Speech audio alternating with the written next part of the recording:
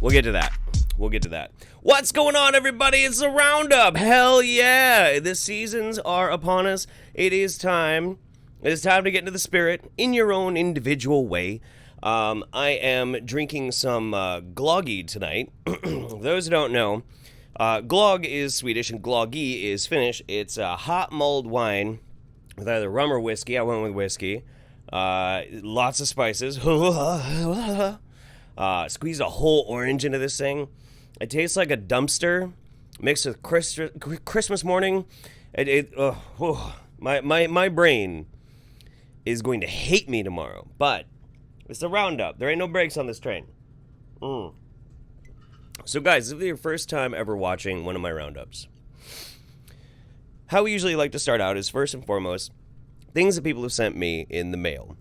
And that's what we're going to do. I got a lovely Christmas card from a very kind and good friend and viewer of my I think, yeah, the Priss. You watch my Twitch streams very often. By the way, You should check out my Twitch streams. I do a lot of live recording, live editing, research streams, things like that. Twitch.tv/RealJeffHoliday. I got this lovely letter with some art as well. There's a bunch in here that isn't necessarily pertinent, and I'm definitely going to give you a shout out. They go by A Pickle Paints. A Pickle Paints, and we'll look at their art here in a minute. On to more important stuff. I'm a former biotech student and very pro-science, so I appreciate what you do debunking all the pseudoscience. Being disabled, I get people telling me all this quackery. It's a little hard to read. Which I know has no scientific backup, and I get so much joy out of watching you bash them. Thank you for being a science advocate. I wish we could hang. Your significant other seems awesome, too. Well, maybe someday we will hang. That would be nice. That would be swell. I love you, make work not suck, says Emily Law. Well, I hope I'm helping. I really do. Ooh, gotta get that ooh in there. I believe I'll just say a Pickle Paints. A Pickle Paints. This is the art that they sent me. Oh wow. Okay, hang on. I want to share with. It's glossy, so might be messed up. Oh wow. Holy shit. Okay, hang on. These are great. The first one got no shame. Got some pills on there. Some medical birds. The twin snakes. I love that. That's great. It's very beautiful. This blows me away. Check this out. This is amazing.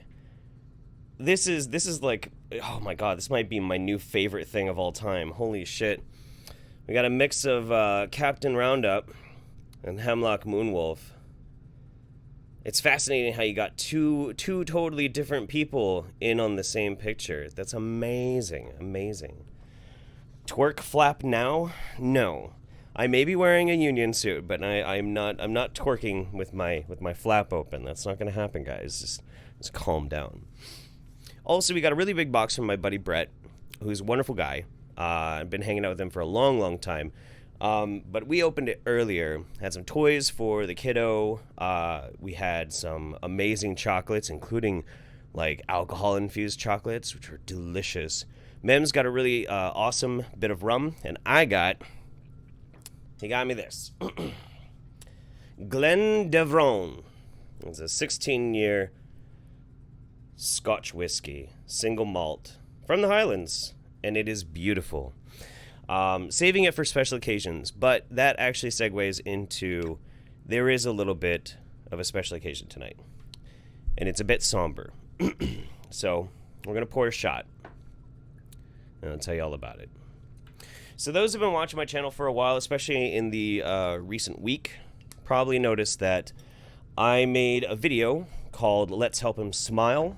Just a quick little thing that I did for a very brave little boy named Steven Sudell. And Steven had brain cancer. Here's Steven. Now, shortly after... I'll get to those in a minute.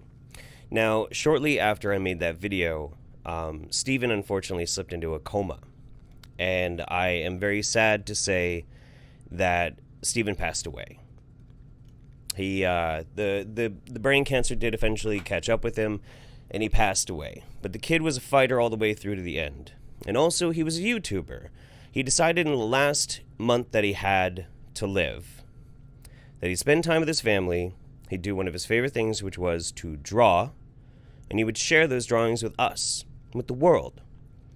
And that's really at the heart of what makes YouTube so special, is it allows us to share our lives with each other. A way for us to be open and to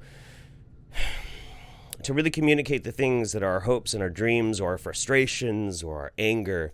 We get to reach across, sometimes the entire world, and make that connection, at least in one way, and sometimes in both ways. And whereas we didn't really get a long time to get to know Steven, what I found was a very brave young man. And I will never forget him because it was poignant. It was his gesture of what he chose to do with his last month. It means a lot to me. Because he's a coworker. He's a YouTuber. We're all in this together. So, here's to the Weebster 18, a.k.a. Steven Siddell. God, that's good. And in the spirit of him, we're going to dedicate the roundup to him tonight. And we're going to share. That's right. We're going to share. We're going to share in all the crazy, crazy things that I have otherwise found.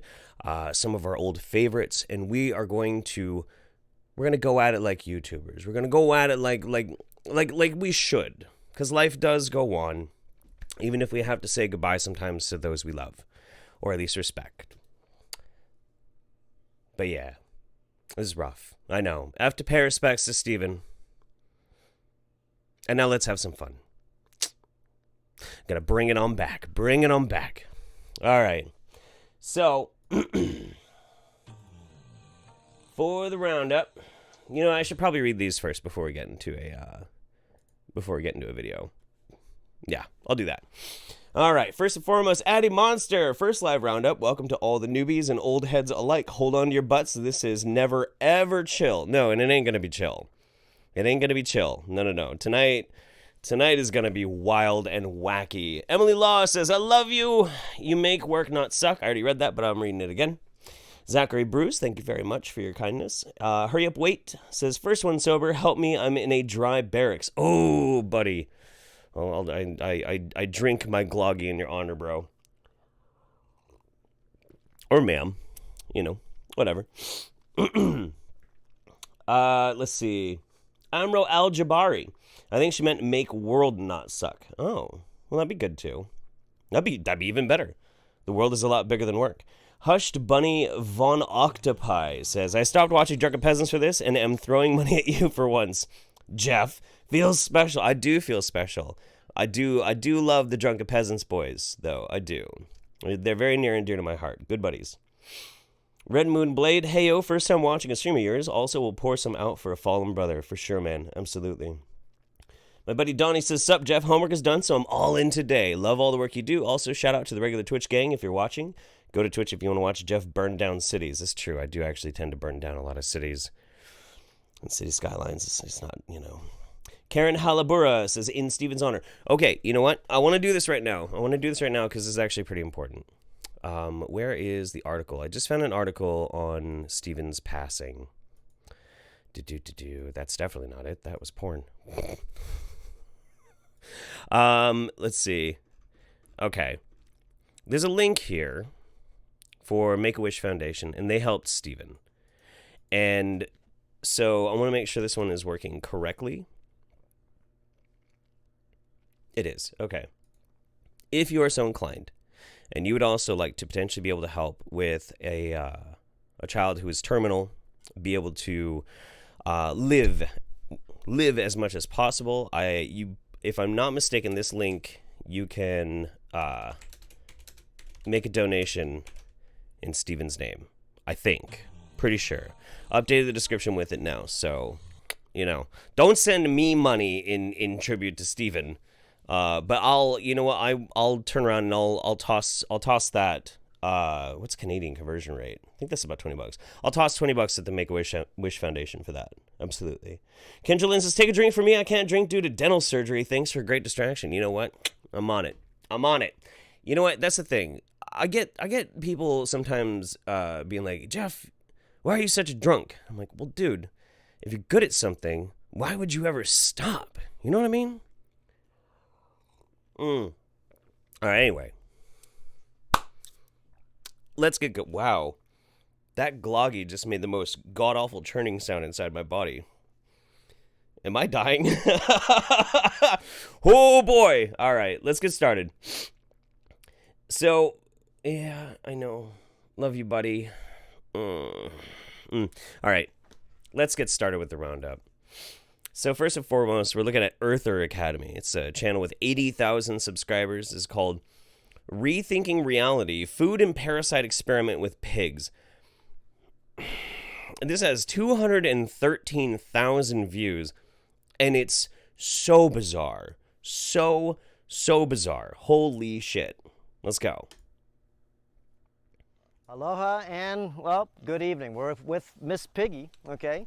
And I've got a selection of food here, and this is an experiment we're going to do. And this experiment is to be able to find out what parasites in control is, because I'm going to show you in a second. I got to tell you, I only trust experiments when they are run by elderly, rather ripped and cut, shirtless men who hang out with pigs. That's like the standard. That's the base standard to win me over. They've been watching this food for a little bit, and they're going nuts. They're smelling, okay?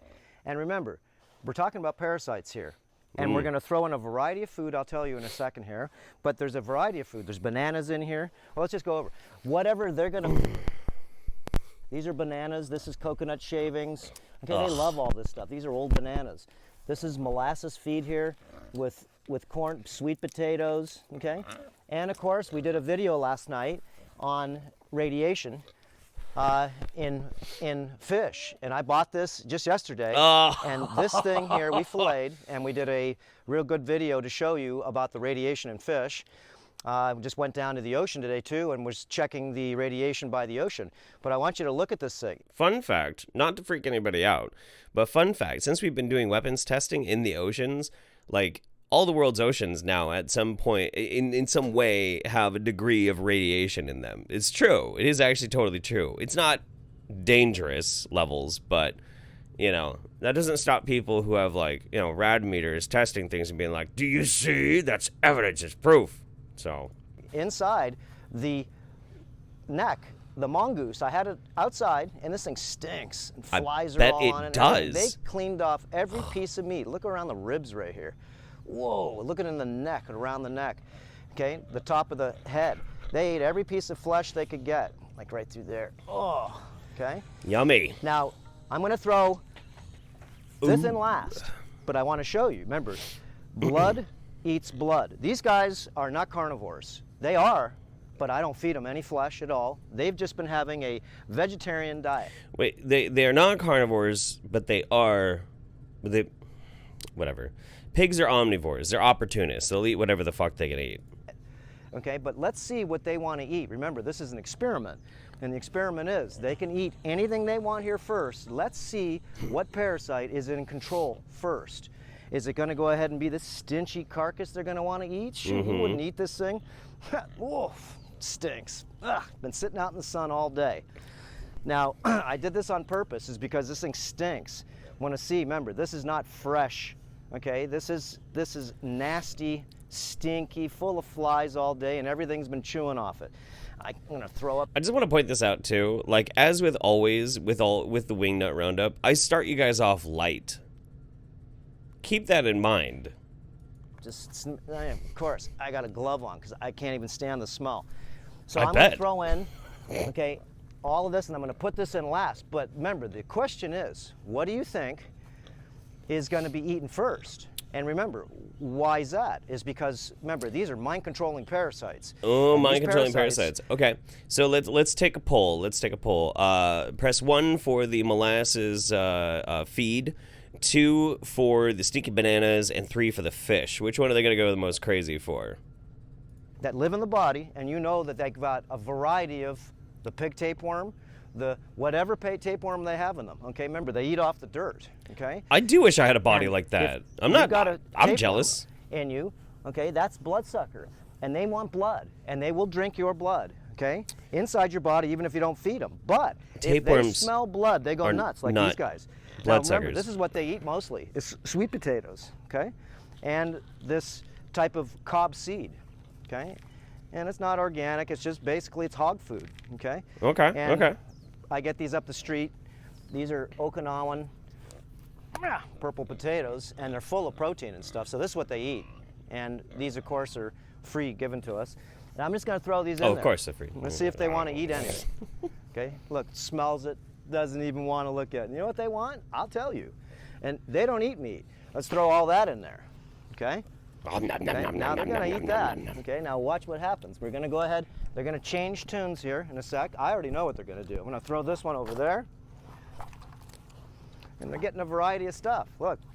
Okay? Oh, stinky bananas. Nom, nom, nom, nom, nom. What they do, they roll in it. They don't eat it, they roll in it first. Now here it goes. Watch. I'm going to throw the right over here. This. See if anybody wants that. Well, let's see. He's choking over there on the dry food because he's eating it too fast. Yeah, look at you. Look at him, he's gonna go throw up. I know, it's stuck in your throat. Run, get it going. Remember, he's not breathing right now. He's got it stuck in his throat, look. I know, you ate the dry stuff too quick, brother. Yeah, you're better now. Dedu, you don't want Pig that does fish? not look like he's better. She didn't smell it yet. Let's see what this one smells. And now she's back. Now she's gonna go back to it. Let's see. Oh, man. Okay. Oh. There you go. Okay. She can eat anything she wants. Wait. I thought the pigs are supposed to roll in it first and then eat it. But that pig had a pretty real reaction, like, what in the hell is that smell? And ran over and started noshing on it, man. Like, yeah. No, pigs will eat anything. They will absolutely eat anything. Somebody's got a good question. If this guy's a vegetarian, why is he raising hogs? I don't know. Maybe it's to feed the enemies of his victims to. I don't know. Who knows? Fucking whatever. And this one hasn't got the taste yet, because if Nanu knows that she's eating something better than that, then Nanu is going to steal it from her, because she's the head alpha there. Okay? Look. Listen to the bone crushing. Oh! Okay, now these guys, remember, have better noses than a bloodhound. They have stronger jaws than a Rottweiler. These are very, very strong predators. She's 300 plus pounds. Okay, look at them, chewing. Pigs aren't predators. No, pigs aren't predators. That doesn't make any sense. Anyway, I want to know about these mind-controlling parasites, man. And what is, explain your experiment here, please. The bones down, swallowing everything whole. They're scavengers. You eat the pig, remember that. You guys are eating pig, all I can say is this is what pigs do. They eat anything. Rotten, that's rotten flesh. And they're loving it. Look. Get it, Dua? You like that? Oh, look, they got potatoes. they got that's sweet, full of molasses, real sweet. Okay, and then they've got this stuff, which she was loving, is because that's all our leftover salads, just things I know they love. Look, bananas in there. Stinky rotten fruit. Yeah, of course. They went right to the flesh, not because they like it, because the parasites inside them control them to feed. Remember, there's a hierarchy. We talk about this all the time. A hierarchy of parasites. Oh. A hierarchy of parasites. Okay. Oh. Go on. I need my smart glasses. Look at that. Going nuts. Okay. Eating everything down to the bone. There won't be a piece there. That head, I want to see what they're going to do with that. They're gonna eat the bone so too, dude. This is the game. Yeah, this ain't The it. game is real simple. Parasites that live in the body have a hierarchy. Okay? Sugar parasites eat last because they're lowest on the totem pole. They're yeast, mold, fungus, and candida. Just like a person. Remember, what do you eat first at the table?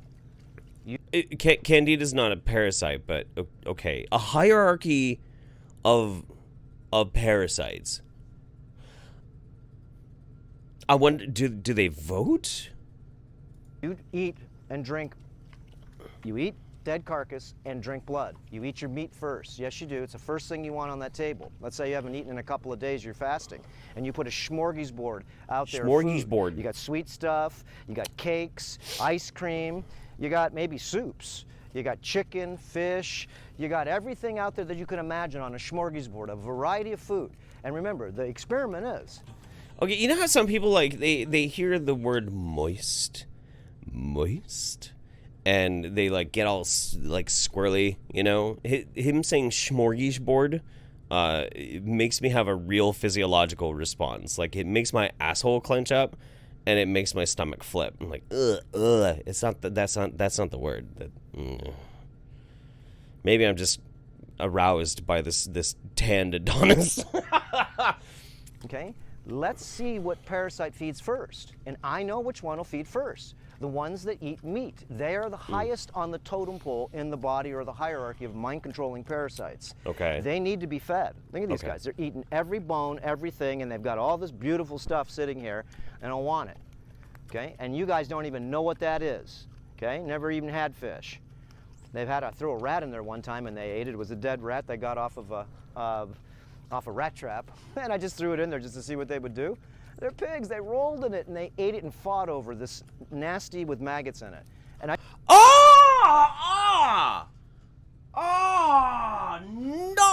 No, you dick. That's Look, all right, I understand pigs will eat anything, but at the same time, you domesticated these pigs. They are your farm animals, which means you're responsible for them. If you're feeding them the most grotesque, nasty fucking things for funsies, that's just irresponsible and fucking gross, man. What the shit? Ugh. This makes me so uncomfortable. I just threw it in there. I figured, they'll just smell it just because it's an experiment. Remember, pigs, if you're eating pig, guys, I can just tell you this. You're making a big mistake. Remember, the pig is the dirtiest animal in the world. Well, I'm not going to eat any pig that comes from your fucking farm, that's for sure. Jesus. It'll eat anything and anything. Remember, a cow only eats grass. Okay? It doesn't eat corn or anything, or wheat or soy, but it's a vegetarian. You eat animals, okay, that are scrappers, then you get all the parasites that live in the pig. Remember, the pig tapeworm is bad arse tapeworm. And why do your pigs have tapeworms? Put a picture in this in the video here. The pig tape. Why do your pigs have tapeworms? Why haven't you gotten rid of their tapeworms? For fun? I don't. Tapeworm. If you've had pig, and maybe not, it doesn't matter. If you've got an egg and they secrete out 200,000 to 300,000 eggs a day, and the pig tapeworm has to go through 5 different cycles in your body. It starts in your stomach. It goes and bores out into the small intestine to the liver. It goes to the liver, makes a house of babies, and then it goes back into the bloodstream and goes to your brain.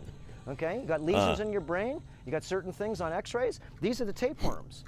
They control different parts of your body by having children that this thing, this alien, goes in different parts of your body. Goes in the liver, makes babies, goes back in the bloodstream, goes into the brain maybe for next, and makes babies. Then once it's made babies in there, remember, it's making a colony. It's like a bee. It goes into your heart, makes babies. Goes into your gonads, makes babies. Wow, this thing's a machine. I know. I don't want any worm babies in my gonads. Jesus shit, eating Christ. What the fuck is wrong with you? Oh my God. What? Ew. Stop. Oh my God. And then it comes back around into your lungs, and you you cough it up, you get cold, you think it's a fever, you think you got a sickness, and this is the last cycle of the pig tapeworm, the last cycle of the beef tapeworm, the last cycle of the fish tapeworm.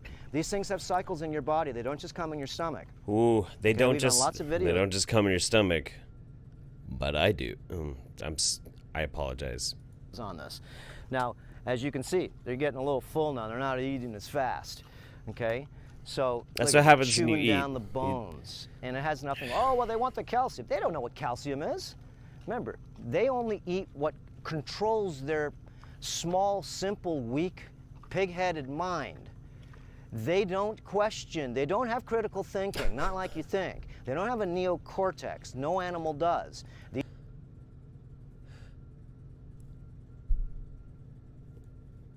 Incorrect. But go on. These things survive, okay? And they will survive out in the wild. Remember, there's more pigs out here than there's anything. These things are destructive animals. They're not even pigs. These are boars. So they eat anything. A dead pig, the only thing is, they won't eat their own kind. A dead pig, they won't eat it. If they're hungry enough, they will. Absolutely. I'm stuck on this, like, they don't have a neocortex. Every fucking mammal has a neocortex. What the fuck are you talking about? Okay. What I'm getting from what this guy is trying to explain is that those pigs, his pigs, the pigs that he takes care of, are completely controlled by mind-controlling parasites that apparently have a social hierarchy that also can magically travel through the body somehow and lay babies in your brain and in your gonads. And he doesn't... Whatever. Fuck it. All right, let's go. Like I said, and we're starting off light tonight. This is light. This is light. So... Pretty smart animal. They'll eat anything else that's dead. I guarantee a dead human. Okay? Do you guarantee it? Do you really guarantee it? There's a lot of these that are coming in, so I'm going to go ahead and check out a couple of these real quick, because otherwise we're going to get overwhelmed. Where does it start? Oh, shit. Okay. Andy Monster says, I don't like this green half of the screen. Dollar store miles per hour editing style. Heck, this guy. Indeed. Hurry up, wait. Says, waiting for elderly Fabio to say he drinks piss. He looks like a piss drinker, doesn't he? He really does. I have not looked enough into Earther Academy to see if there's any pee-pee videos, but I would not be surprised if there were, honestly. Eric Carbenia, new subscriber this month. Been binging on your vids lately. Happy to have found you, man. Hey, thank you so much for founding me. Founding, fine. Gloggy. Need more. Oh. I'm glad you found me. Welcome, and I hope you enjoy. Farah says, I just pounded a 4 Loko, and I have jello shots for all the BS to come. Even the boyfriend is drinking and listening as he plays Red Dead Redemption 2. Arthur Morgan is the best character ever in video gaming history. What the fuck? Jetavan, the Canadian, says, I hate this smug idiot already. You can tell he thinks this experiment is just genius. And Monica Marquez says, I listen to you every morning before work. Thanks for being a bad bitch. Ooh, I like that. I like that. I think I want to identify as a bad bitch from now on, man. We'll get to the rest later. Let's keep going. Eat their own kind. Now look, he's gnawing on the head. Oh, and remember, these have huge tusks. Dr. Robert Cassar. Okay, look at the teeth on that thing. And that was an amberjack.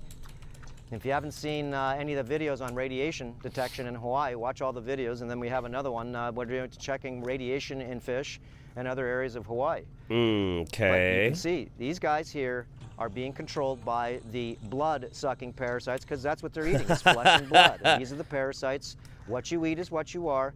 And so I gotta stop this for a second. So I went to go look. Actually, you know what? Fuck it. Let's look together. Let's look together. We might as well. Excuse me. Let's take a look over at eartheracademy.com/about-us. Dr. Robert Cassar graduated as a doctor of chiropractic medicine.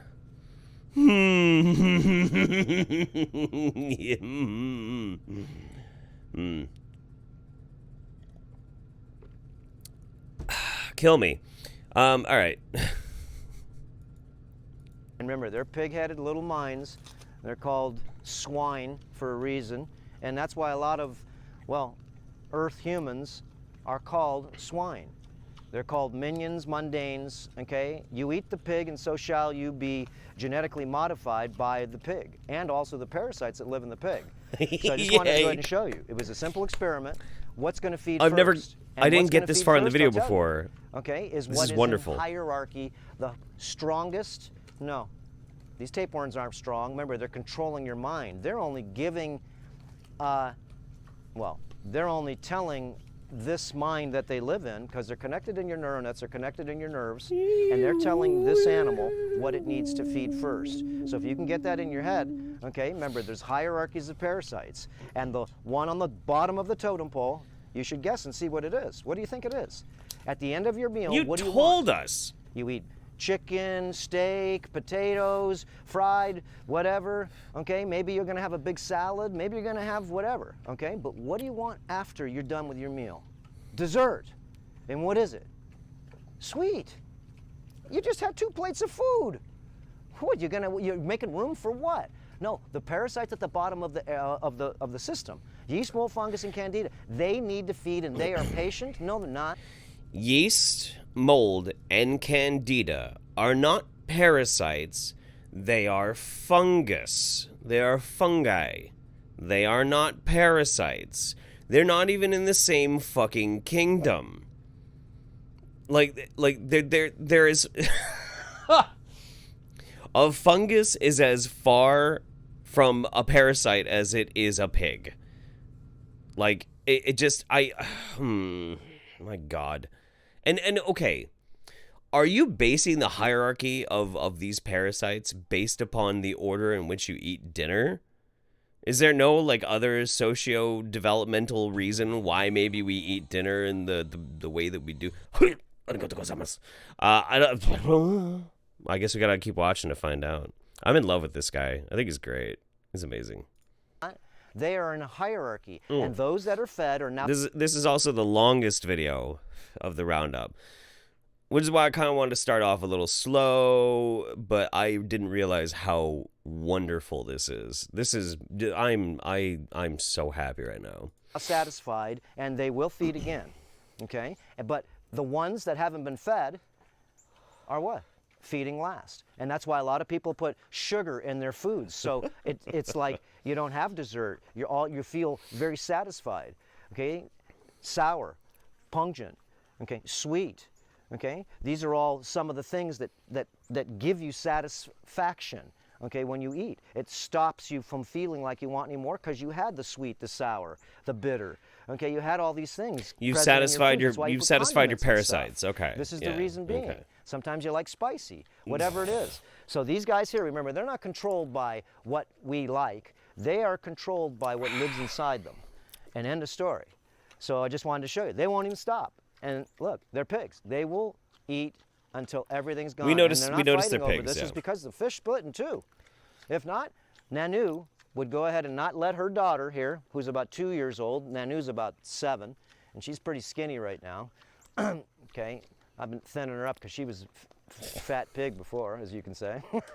Let's see, you've just been putting your fat pig into a diet of dead rats and rotting fish to fatten her up. Man, I can't wait for you to crack my bag with this shit. Obese pig.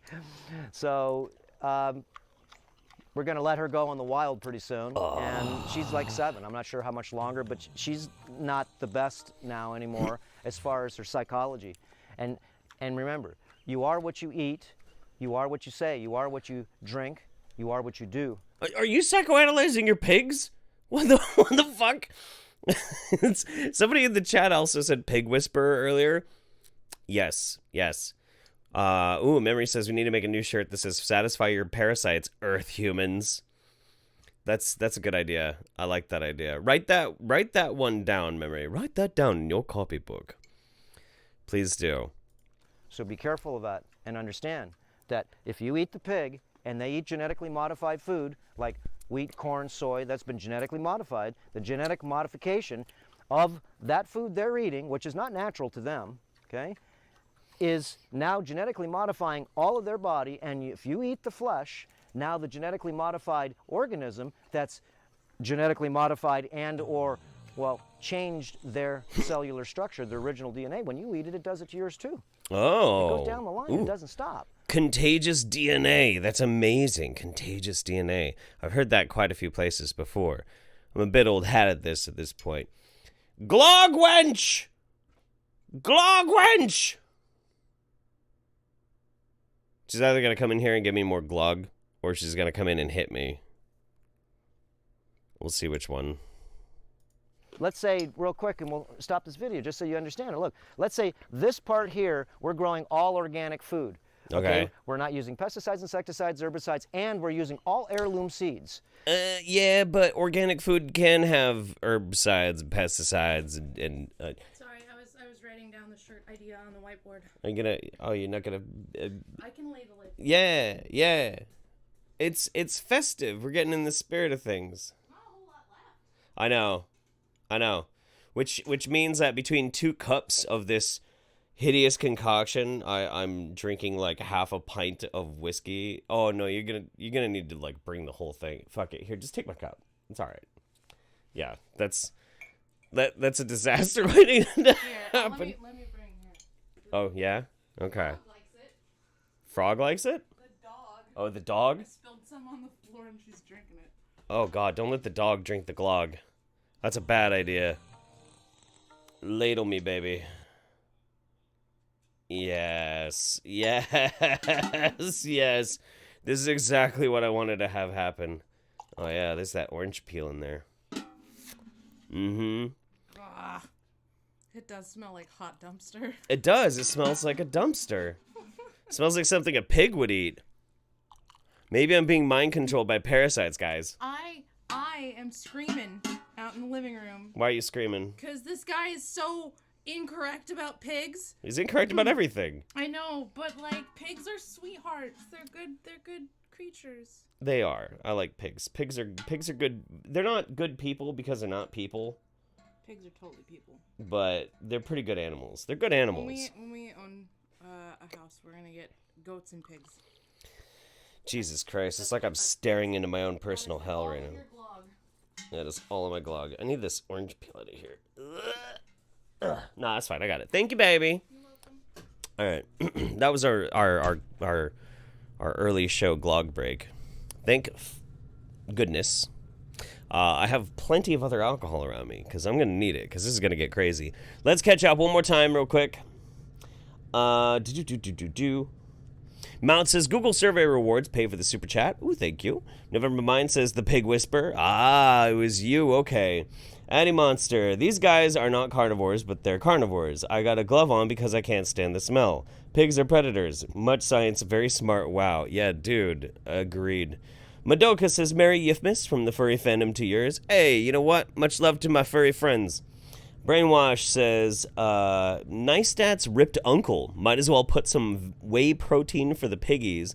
On the other hand, cesium-137 might be a hell of a spice to be used in bacon. Maybe on the next vid he'll display a glow-in-the-dark hog. Ooh. Ooh, I like that. That's good. Are we... Okay. You guys can see how much is left of the video. Press 1 if you want to finish this video. Press 2 if we're going to move on. 1 if we keep going. 2 if we move on while I keep reading these. Shenny Forever says, first roundup I've got to see live. Good vibes to all and love to Steven's family. Your content is so important, means a lot to me and many others. Thank you for being you, Jeff. Steph? Aww. Thank you. That's very sweet of you to say. Addy Monster says, Smorgies board. Stop it. Stop it, stop it, stop it. Ooh, I'm seeing lots of 2s. I think it might be time to move on from this one. Yeah, I think we're going to move on from this one. Let's go to the big screen, and I'll keep catching up real quick. Yeah, we'll say goodbye to Dr. Robert Kassar. Maybe I'll make a video on him later. He looks wonderful. Phil Cheesesteaks, Jeff, nuclear power deniers are making climate change worse, are as bad as climate deniers and need to be debunked. Help. I have been wanting to, for a while, make a video about nuclear power. Because it's very misunderstood, and I think it's actually a pretty important one to do. I just need to get through my workload. Tell the world to stop being so crazy, and I'll be able to sneak some more stuff in there. But I'll try and get to it next month. Maybe Mems can like write that on my board or something like that. That'd be cool. November Mind says if he would feed them normal or better feed, they wouldn't eat the rotten crap. Probably, yeah. Yeah, absolutely. David Kamer, dogs will eat crap. Don't feed your dog crap. Yeah, don't do that either. Addy Monster, sometimes I let worm babies into my gonads to make them look bigger. Gross. Mysterious Senor Hilter, why is a vegetarian raising hogs if he's not eating them? There's no reason to raise hogs unless you have bodies to dispose of or food. I donate in anger. I accept it in anger. November Mind, cummies in my tummies. Ew. Stop. Farah Terrell, bull. Any herbivore will eat meat given the opportunity. I've seen cows, deer, and horses eat live birds. Also, hogs will cannibalize each other. There's an epic video online of a horse just like walking along, and he sees a pigeon and just fucking snatches it up and eats it, man. Toll free, Smorgies board. Stop it. Stop it. No more Smorgies board. I got a whole Smorgies board of videos for us to watch here. Brett McDowell, please show us how they will eat a person right now. We will wait. Addy Monster, Jeff chat user Stanton High just had a brilliant idea. Make a mug that says chiropractor tears. I need that. And do one more and then we'll move on. Randy Schecksnader. Hey, soon to be lab tech student. I found your channel after viewing the Jilly Juice vids. Should I take a sip for shits and giggles? Of the Jilly Juice? No. Absolutely not. Absolutely not. Don't do that. Please. And you know what? I need to actually add my alerts onto this one. Yeah, we'll put it like over here. It'll be fine. I want you guys to be able to like make sure like your stuff's popping up. You know, if you're kind enough to toss me donations on Streamlabs or Super Chat. So, all right. All right. So for some reason, this explains the thumbnail. Tonight, at least the first 2 videos, there's kind of a theme, and that's topless men with gray hair. Now, that was totally on accident. This is not a fetish of mine. I promise. I promise. Stop it. Anyway, this is from the YouTube channel John Rose, 44,000 subscribers. This is published in April of this year, but I just found it, so whatever. Natural cure for HIV/AIDS. Let's go. Hello, and welcome once again to my YouTube channel. My name is John Rose, and this video is really going to challenge pretty much everybody born after 1975. That'd be me. Who am I kidding? It's going to challenge everybody. I don't care if you're born before 75 or not, but I've found out from my own experience with one of my friends long ago who finally admitted to me after about 2 years of coaching him that he said, you know, John, I've really loved what you've taught me over the years and have embraced everything you said, except had a hard time with this one, and it's been 2 years. I never let on to it. I was just nodding my head saying, yeah. I just couldn't wrap my brain around what you were trying to tell me about, but I'm getting it now. I'm finally getting it. Took him 2 years, and he was You get to the fucking point, Jesus Christ. 28, I guess, or so when I... His mushroom, like, dick tip haircut is just magnificent. Absolutely magnificent. And I mean that. I really do. Like, I mean, I'm a goofy looking motherfucker. I really am. So I try not to ever disparage other people's looks. But I really do have kind of a love for people with their really bizarre haircuts, because they're so unique and unintentionally, like, phallic, you know? First met him, and I believe he was born, that would have put him right around close to when a big event happened. And that's what's going to challenge some of you guys. And what I'm going to talk about is what I talked a little bit about in my previous video. AIDS, which is not a disease, it's a syndrome. We're going to talk about AIDS. It's my favorite topic. When I gather with the family around the table, we always just talk about AIDS. I don't know. It's a thing. It's our thing. Acquired immune deficiency syndrome. It's a collection of symptoms. It is not Acquired immune...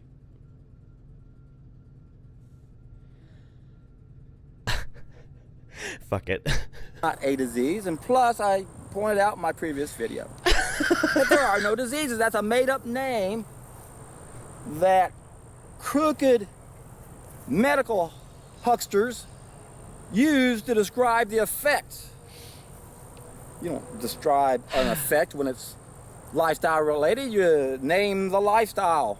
You name the cause. But AIDS is like any other disease name that these guys came up with. Remember that quote by Plato? We have made of ourselves living cesspools and driven doctors to invent names for our diseases. Remember, they just name our symptom based on the stage and the location it's in. Do you have a problem with that? Would you rather instead, like, when you're sick, the doctor's like, y'all got the sick. There be ghosts in your blood. Do some cocaine about it. Whatever. Like, But now with AIDS, it's a whole different story, and the timing of this is crucial. That's why I said if you're born, close to 1980, even before then, even when this came about, if you're a 5 or 6, I'm sure the brainwashing could have started then. Brainwashing. No doubt it had.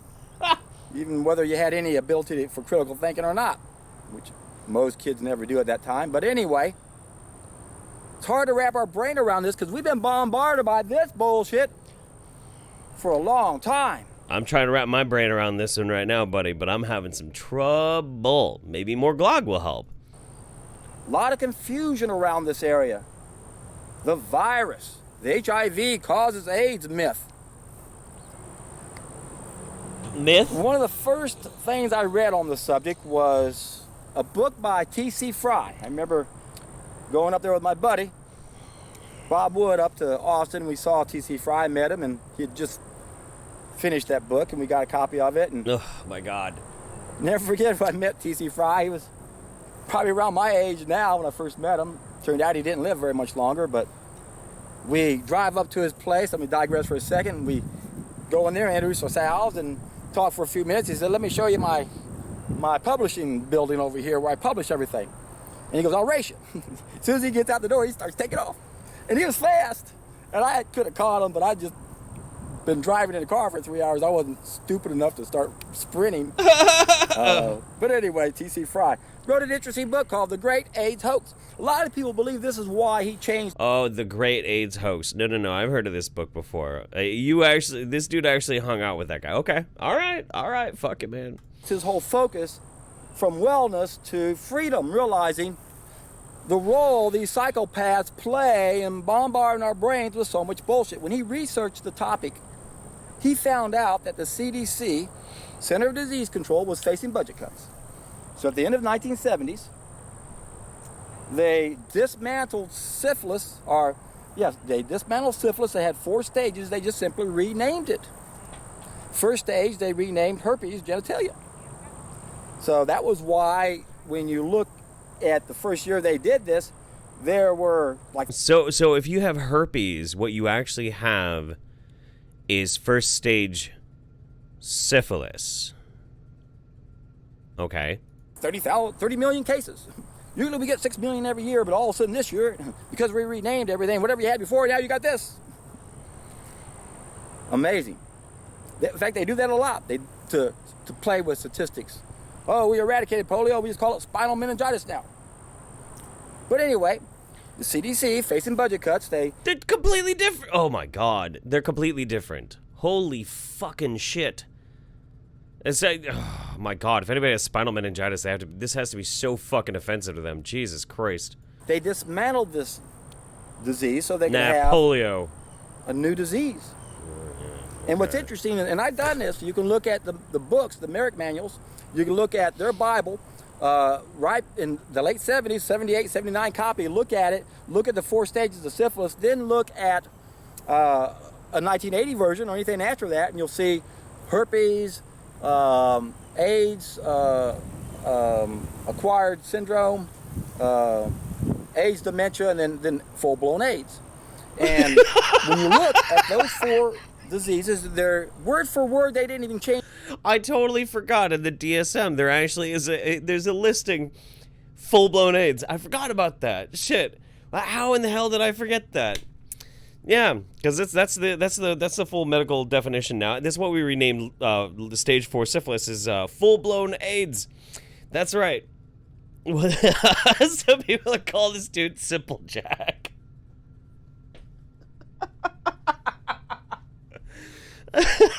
Fuck. Change any words except the title of the stage of the disease. Pretty obvious what they're doing here. Obviously. But what's really interesting at this time, again, T.C. Fry said, hey, this isn't what it appears to be. We know that viruses are a scam. We know that the germ theory is a scam. You've got AIDS. Yes, you've got AIDS. Not HIV, but full-blown AIDS. Yeah, no, viruses are a scam. Of course they are. Germ theory is a scam. Germ's not real. It's just all this bullshit being pushed into our brains. That's why I got my protective dick tip haircut to repel all the fucking... They invented the virus theory before they even had microscopes that could supposedly see it. And now what they show us, I don't even want to go into that part right now.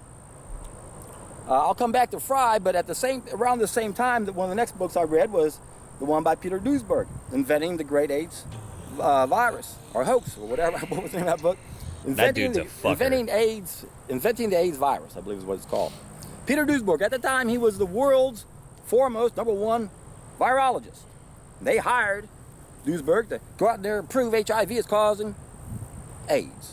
His conclusion, poppycock. It's not what's causing it. Did he actually say poppycock? I hope he said poppycock. Oh my God. That would be wonderful. Look, okay, there is no single virus that we understand better than the HIV virus. Nothing. That is the single most studied. The concept that AIDS not real, HIV not real, would require the massive amounts of resources, the organizing of hundreds of thousands, if not millions of people, all in on the same conspiracy. For what? Why? To sell AIDS medications? There's not really that many people with AIDS these days anymore, at least in the States. Thankfully, it's been decreasing, which is great. There's shit tons of AIDS all over Africa, but they're not going to make money off of AIDS drugs there because they don't have any fucking money. So what would be the point of having this massive conspiracy to manufacture AIDS? It makes no fucking sense. It makes no sense at all unless you believe that people will spend literally billions of dollars just to fuck with people? Like, things that are going to suppress your immune system. What specifically? Drugs, poisons. And what he found is that the people who had this condition were big drug users. Oh, but John, clean needles, it's just a dirty needle. No, they're drug users. It's the drug. The drug is damaging the immune system. Recreational drugs, prescription drugs, they all do that. Now, what was interesting around this time, actually for me, there was a interesting man that he called himself Gentry, and I even have a file on Gentry's story where I kept track of all the things he posted about what happened to him. Okay. And he was explaining that in 1980 he came down with this diagnosis, HIV/AIDS. Oh my gosh! And at that time he had all of his friends around him dying. And what were they dying from? The treatments. Remember, if you have measles, they give you a drug. You get another drug. You get another disease name. So, what were they using for these poor people with AIDS? AZT. It was a chemotherapy treatment that was so deadly they quit using it for cancer. So why'd they use it for AIDS? Because they wanted these guys to die. They wanted to make it look like there's a pandemic. Oh my God, invisible killers. So this is all like genocide on drug users? Is that what this dude's idea is? Like, this doesn't make any sense. This doesn't make any... Oh my God. All right, you know what? 7 minutes, 50 seconds into the video so far. He gets another minute, and then we're going to move on. I think you guys have pretty... Unless he says something completely out of left field in the next minute, like, we'll move on. Well, this is just wild, man. They put a lot of energy into this, folks. A lot of energy they put into this manipulation. Okay. To make us think that there are these invisible things coming at us. Invisible now, AIDS. Getting back to Gentry's story, he shared what happened to him. He was gay, and he explained at that time in life, I don't know if their lifestyles changed, not that familiar with it back then, I'm not gay, but according to him, he said that in those days, we were super big partiers. And we're not just talking about on the weekend, we're talking about night after night after night after night, and we're not just talking about a few things, we're talking about everything, every drug imaginable is their lifestyle. That's why they came down with an immune system that was hurting. It was deficient. He almost says why they came down with AIDS. Oh, but I forget. Fuck, AIDS isn't real. That's right. Damn. Fuck this guy. Fuck this guy. Kiss my ass. Piece of shit. AIDS not real. You would think that some of these things would eventually fall out of a popularity. Like AIDS denialism. How in the fuck is AIDS denialism still a thing? You would think that it'd be over by now. People would be like, yeah, no, okay, it's kind of old, like, whatever. Probably move on to a new conspiracy or something. I don't know. All right. So Karen Halabura says, we had a bleacher jailed here today. I believe it's first ever in Canada. My friend were part of getting it exposed. Good. For those who don't know, bleachers is a colloquial term used for people who use chlorine dioxide, miracle mineral supplement or solution to basically squirt bleach up the assholes of autistic children to try and cure them. And it doesn't, of course. I will be making another video actually on MMS because I realized I haven't talked about it in a video just by itself for like 3 years. Need to do it again. A lot more shit's happened too. And most of the main people who are involved in it, they're all in exile. They're all in non-extradition countries hiding because they need to be in jail. Denise Coop, thank you very much for your charity. Hurry up, wait. This looks like a documentary about the guys that did the government LSD test, mind-controlling bacteria man, the water man, the pigs man, MJ Glove XD. Oh, that was the one before. Adam Kim says, pigs are good boys, they're just chubby dogs. Mysterious Senior Hilter. Wait. Which parasite likes bourbon? The Jeff parasite. Hey. This is Jeff, says, pigs are people too. Randy Shaxinator, like your vids, found you after Pewd's Jilly Juice video. Thank you. Welcome, all incoming 9-year-olds. Ops got memes. Holy shit, I have never caught you live. I have been watching science stuff and have subscribed. Love your stuff. You're my work from home audio of choice. Much love. Thank you. I'm glad you found me. Very sweet of you. Kai Callie says, your video on Dr. John Bergman is extremely hard for me to watch or even listen to. It is the only video you need to show someone interested in chiropractic medicine to turn them off it immediately. You know, still to this day, I get some of the most... I made a video just on how many magnificent comments I got on that video, but still, like, just today, I got amazing ones, like, you're a program shill, fuck you, you don't know what you're talking about, chiropractor is the best thing in the world. Well, the chiropractor was trying to tell us all about mind control parasites and fucking pigs that he feeds dead rats, so, you know, maybe I have a point, maybe, just saying, I'm not all, hashtag not all chiropractors, fine, but... Flexmaster Vapes, why this dude looking like Onision in 40 years? Ooh. Denise Coop, Candida is actually a type of yeast. This guy's too much. Yeah, and yeast is fungi. Annie Monster says, I accept your challenge, elderly He-Man. Naomi, first roundup I've been able to see live, but sadly I gotta go back to work. Have fun with all the loonies. Oh, we will. We will indeed. Hurry up, wait. Dick Tip McGee definitely been drinking some piss. He looked a little bit like a piss drinker, too. I mean, this might be a little mean, but... yeah, he looks like he drinks piss. He does. Anyway. Addy Monster, there are no diseases, says the crazy shirtless meth head in a field, I'm convinced. Also pretty sure Plato never said that. Also, this guy just did a shout out to Brainwash. Yeah. Fox Spirit 38, I can't. My brain hurts. I donate in confused, amused, angry laughter. What the fuck? I think he broke my brain. Mine too. I'm with you. Carrie Archibald, thank you, Jeff, for being a reliable source of sanity on the site, even though you show more insanity than most channels anyway. There is a cost to doing this for as long as I've been doing it. Like, my brain is melted. And you guys are going to like the next video, by the way. You really will. Brainwash. This is a 6-pack of pure Mountain Dew. AIDS is a hoax. Instead of naming it AIDS, just call it Pablo Escobar and let the party begins. Be positive, boy! I like your style. Captain Pipsqueak says, is Jack seriously trying to revive miasma theory? That was one of my thoughts as well. Alright. Who could I put third for the Wingnut Roundup? What familiar face that's always a guaranteed great joy to watch? Who really could it be? Well... hey, it's my girlfriend. I love this face. I love this face. I love her. I love everything about her. She needs to be stopped. But, you know, at this point, really, there's a special relationship between me and Jillian. And, it's wonderful. Yep, there we go. So this one is called Puppets of the Industry Are Controlled Opposition. Of course they are. Of course they are. Ooh, Kelly Brogan. I haven't looked at Kelly Brogan in a while. I should look at her too. Not tonight, though.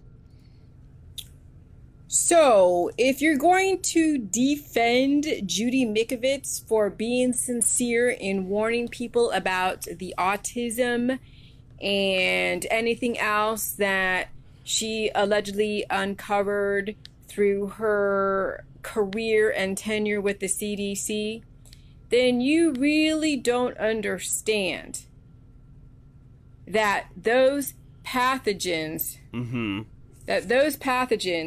are in those vaccines for a reason. When did autism come up? We don't know. But we know that vaccines, there are no safe vaccines. There are no safe vaccines. So when you say that they're putting these deadly viruses in the vaccine, don't forget, Jillian sometimes likes to say that she's not an anti-vaxxer. She also shits all over the anti-vax movement all the time. Like, they don't understand what they're even talking about. They're amateurs. Bless your heart. Vaccines is telling me that there is an actual safe vaccine that you get that doesn't have those pathogens that cause autism. And then there's unsafe vaccines that allegedly Judy Mikovits has been exposed back in 2011 that then warranted her to go to jail because she took proprietary information. She didn't expose anything that wasn't revolutionary at all. No. She took proprietary information from where she worked. And then she tried to make it sound like they were doing something nefarious. Okay, I'm trying to wrap my head around this too, because I don't even know what the hell she's even referencing at this point.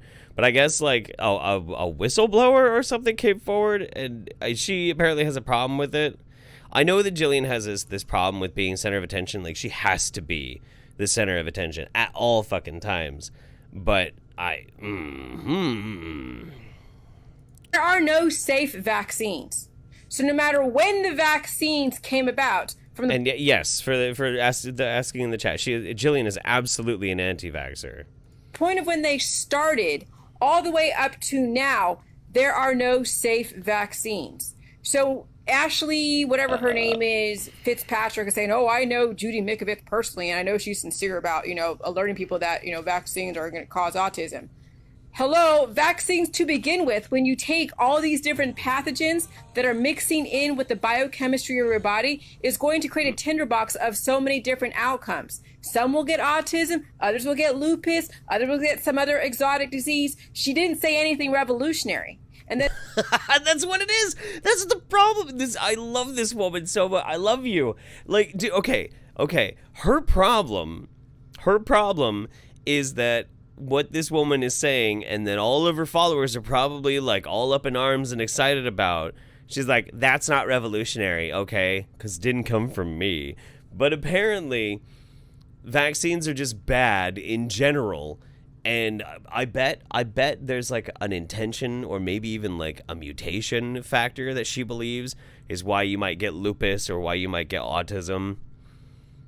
It's probably in her book. She details out how vaccines are programmed ticking time bombs to make you sick in the future. So I mean, it's so good. All right, let's go. Then this girl defending, and then Doreen Wasik liking that comment, saying, "Oh, you're looking through the lens of something. Not everything is the way what it seems." Okay, so what you're defending is there's a safe vaccine.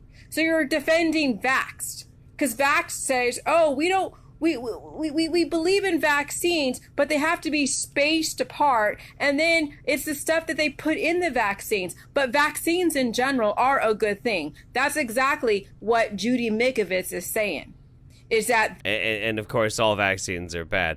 It's kind of a smokescreen with anti-vaxxers, where they're like, we're not actually anti-vax, we just want the vaccines to be safe. Fuck you. No. You're just blowing smoke up people's asses. You're an anti-vaxxer. Just shut the fuck up.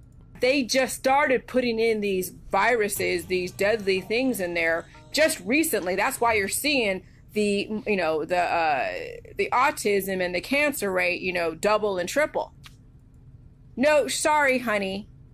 I'm not buying it. And anyone defending Judy Mikovits, anyone defending a comment that is defending Judy Mikovits is gone. And I'll tell you why. Because I've explained exactly what's in those vaccines. For you to create antibodies, you have to have that damn pathogen in the vaccine. It says it on the damn inserts in the flu vaccines that are on the CDC.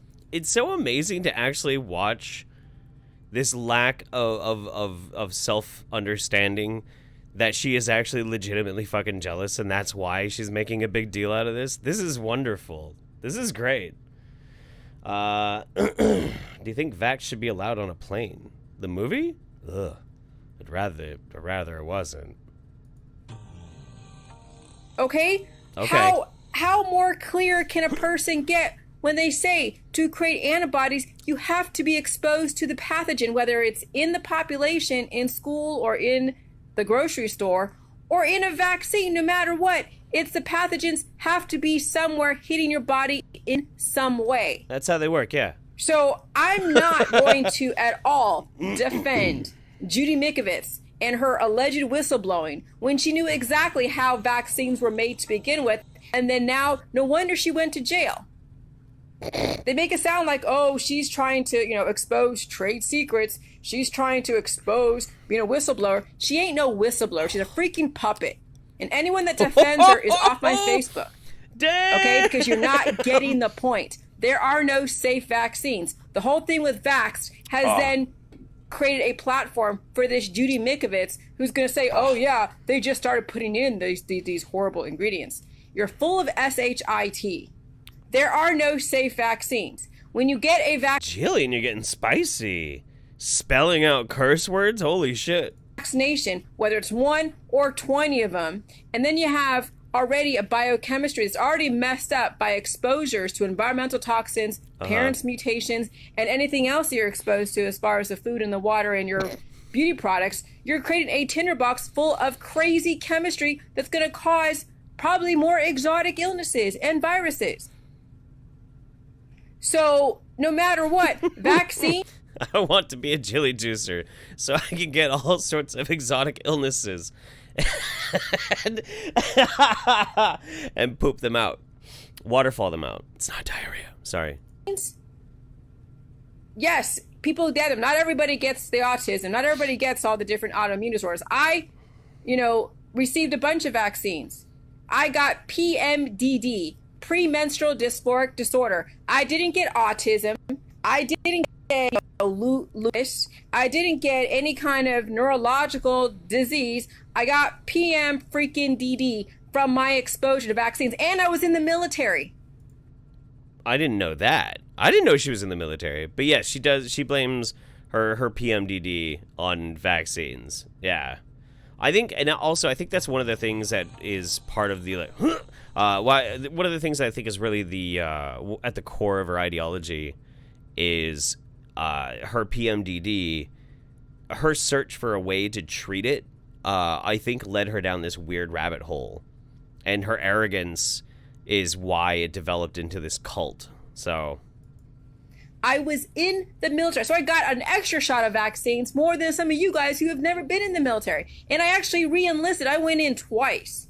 Damn. So I got another set of vaccines, the flu vaccine and whatever else they were giving out at that time. So, and I don't have autism.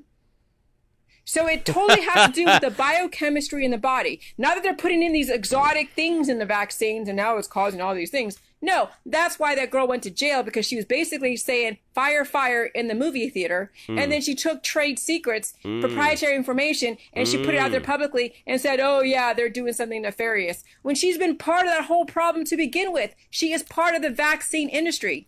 She's a freaking puppet. Jillian is salty. So anybody defending Judy Mikovits is going to be off my Facebook. I don't care who you are.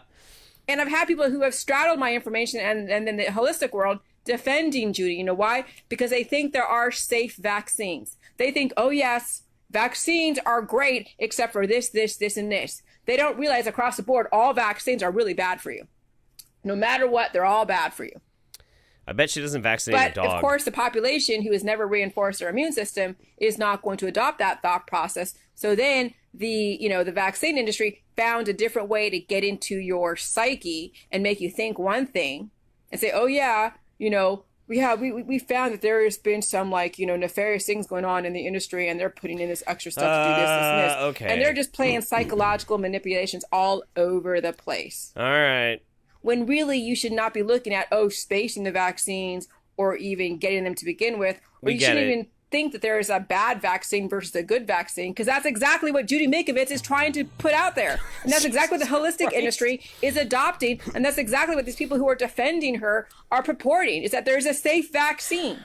And right now, they're not safe because of what they're putting in them. To begin with, putting pathogens in your body when you're not naturally exposed to them, if they even should exist to begin with, What has introduced all of these exotic spores into the freaking environment? Spores? Now we're talking It's about not spores? from the air. I mean, if you didn't have man and all machines Oh, and man. biotech, All right. and All right. Shut the fuck up. Jesus Christ. Oh, man. No, Jillian's salty. She's very salty. What the fuck, man? Actually, you know what? Here, I want to show you something, though. I want to show you something. Like, here, check this out. So if we go over to her videos, like she's been putting out lately, amazing stuff. Amazing stuff. Why do babies and the sick and elderly need to grow and heal? Sexercise creates endorphins, cells, antibodies, destroys the body. So, sex and exercise destroys your body.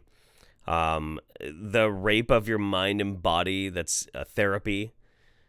Another one about aging is bullshit and like all sorts of crazy stuff. But the problem with these are, and why I don't want to watch them on a Roundup, 50 minutes, 30 minutes, 40 minutes, 50 minutes, like fuck. So when you guys watch a Jilly Juice episode that I do, like I have to watch all these videos all the way through, and I have to find those brilliant little pieces that she says and chop them all up. Like it's a lot of fucking work, dude. It's gnarly. Oh man, so crazy. Where are we at? Iromabo. First Wingnut Roundup I've been able to join in on, watching this with my pet leopard gecko. We both love your stuff. I love geckos. Geckos are cool, man. Hurry up, wait. I'm not anti-vax. No vax is safe. Dude, what? I know. That's Jillian, though. That's who she is. Addy Monster says, I love Jillian, but she really makes pain happen in my thinky place. Yeah, same. Rhino says, got a job today. Ugh, work. Ew, why'd you get a job? Nah, work's great. I like having a job. I like working. I actually kind of wish my job made me, like, get up and move more, though. That's why I'm such a thick-bodied daddy right now. Ooh. Hurry up, wait, says, Jilly Juice, salty drink for salty people. Natty Dude 100, can I get a degree in Jillian's biology? Heart you, Jeff. Jillian's biology.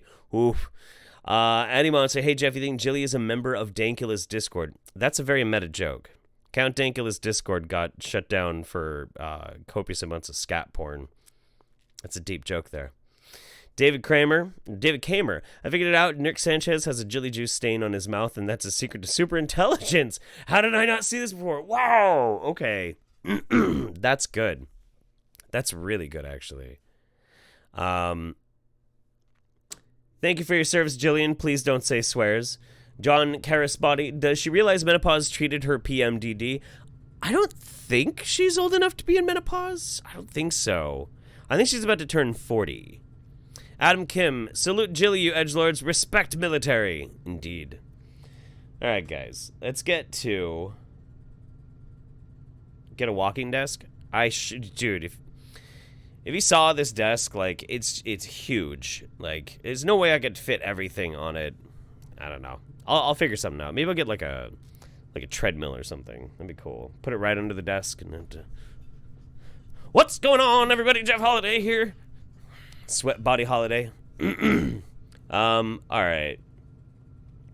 Got another favorite. I had this one. Here, I'll show you guys what I was looking at, but I think I'm gonna skip this one. The red pill will change everything you thought you knew. Everything from high impact vlogs. What this dude ends up talking about is how our money is not real, but it's not actually very entertaining. So I'm gonna skip it, and instead, we got another old favorite. We got Dr. Mumbi. Wake up, Africa! Yes! Hello and welcome to Africa Watch on the Dr. Mumbi Show. Yes. My name is Dr. Mumbi Saraki. How you doing? How's everything going? Today I want to talk about what people keep saying is my favorite topic. China. Dr. Mumbi is quickly becoming my second favorite wingnut after Jillian. I haven't made a video on her. I just watch her videos on the Roundup. But,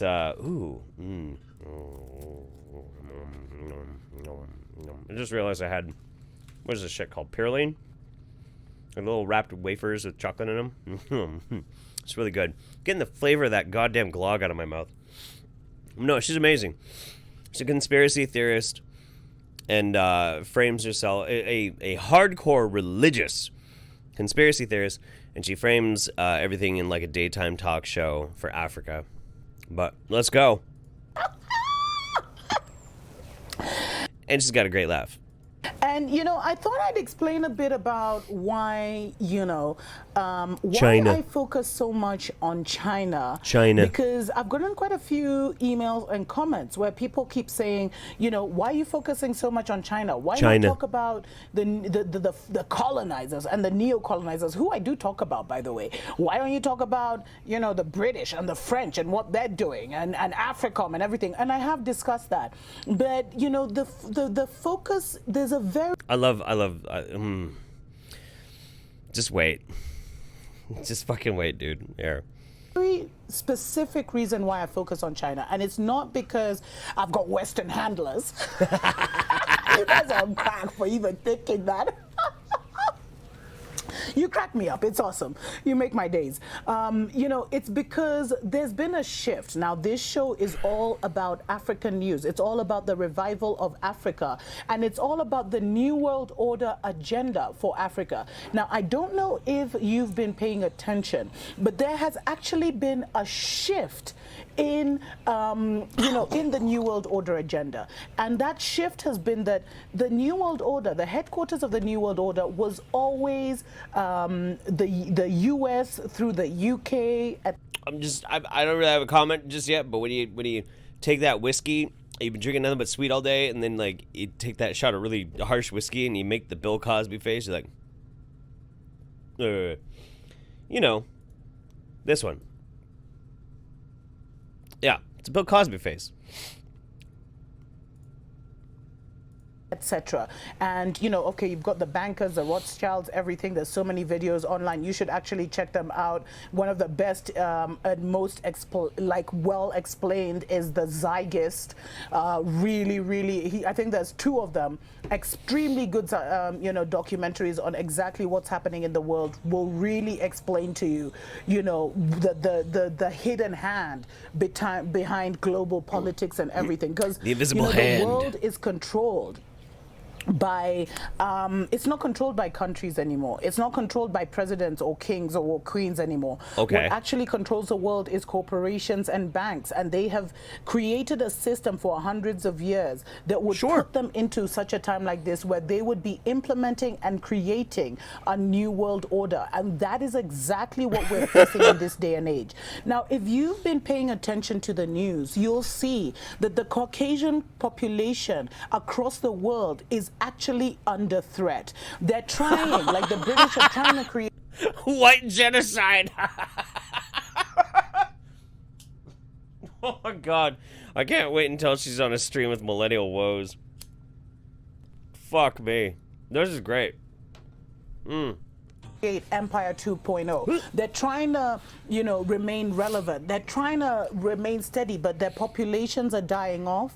Their people are being exterminated by their own hands through, you know, through things like the opioid epidemic that is running rampant in the U.S. Okay. And what we're seeing is that there's a recession in the, you know, in the power of the Caucasians. Like, as much as they want to wield power globally, they ain't even 1 billion people. I think they're somewhere at 800 million. Then They ain't even. Okay. Let's talk about declining birth rates real quick. That's actually something that's rather interesting. I wanted to make a video on it before, but I really don't want to deal with politics on my channel, and it will invariably draw politics onto the channel. But there's a very well-researched phenomenon, which isn't really that much of a phenomenon, there's good sense to it, is that as countries become more first world and more modernized, the birth rate goes down. The reason why is we had so many kids because the mortality rate was so high. So if more of your kids are surviving, you don't need to have as many. And naturally, through just we've witnessed it happen several times in various different countries. It's happening right now in other countries as well. As the quality of life goes up, birth rate goes down. That doesn't. That's all it is. I fucking swear to God. Whatever. Anyway. Probably still gonna get somebody in the comments like, well, actually, you see, white genocide didn't fuck off. Not, and that number, you know, they're not having children. So a lot of European nations are trying to pay off their Caucasians to have children. If you look at Queen Lisa Cabrera, you'll look at how she talks a lot about how in the U.S. a lot of maternity wards in these Caucasian communities are actually being shut down. And so what we're noticing is that, you know, the empire is falling. The empire of the Caucasoids is falling. They can't control it. Guys, I hate to tell you this, but I have to report them that my empire that I'm part of, the Caucasoid Empire, it's on decline, man. It's on decline. Yeah, whites are gonna be an endangered species. Fuck. Dude, my pause game, my fucking pause game. Perfect. But what usually happens is, you know, when there's a cancer or when there's a foreign entity that controls something, when they see that the body is dying, they find a new body. And that's exactly what's happened with China. Now, the New World Order agenda has always been to create one world government, one currency, one police force, which would be majorly made up of robotoids. As crazy as that seems, I mean, the robotoid, technology is so far, and most of the technology, like the technology we're using. What the fuck is a robotoid? Wait, what?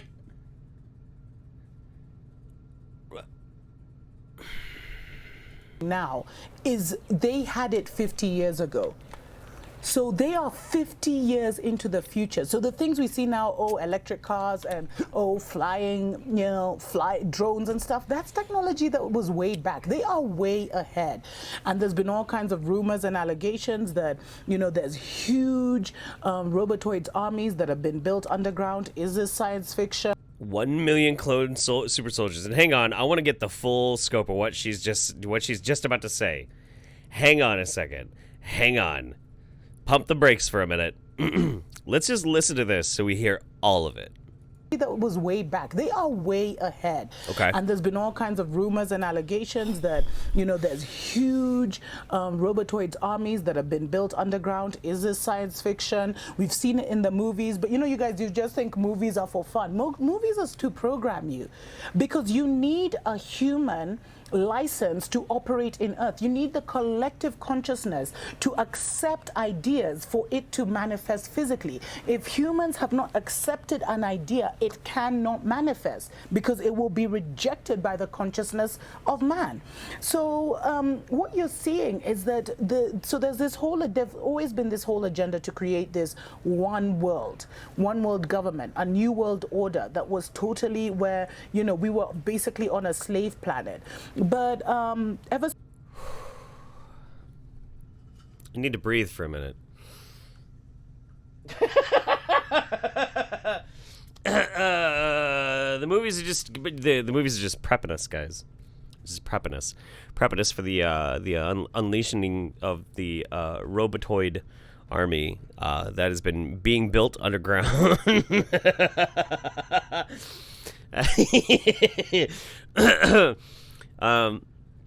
Caution, New World Order ahead. Potential hazards include military draft, World War III, forced vaccinations, prison industrial complex, elite-controlled depopulation.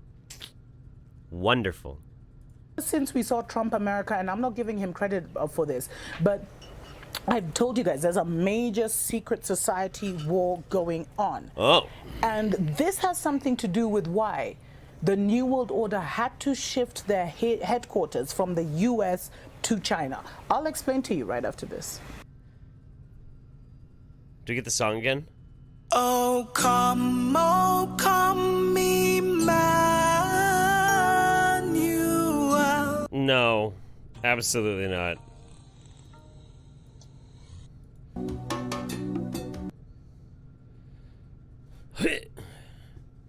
Welcome back to Africa Watch on the Dr. Mumbi Show. My name is Dr. Mumbi Saraki. The New World Order agenda is still on course. But what we're seeing now Is she anti-vax that too? the Yeah, she's headquarters anti-vax. have moved from the west to the east, Okay. and there's been a major secret society war going on.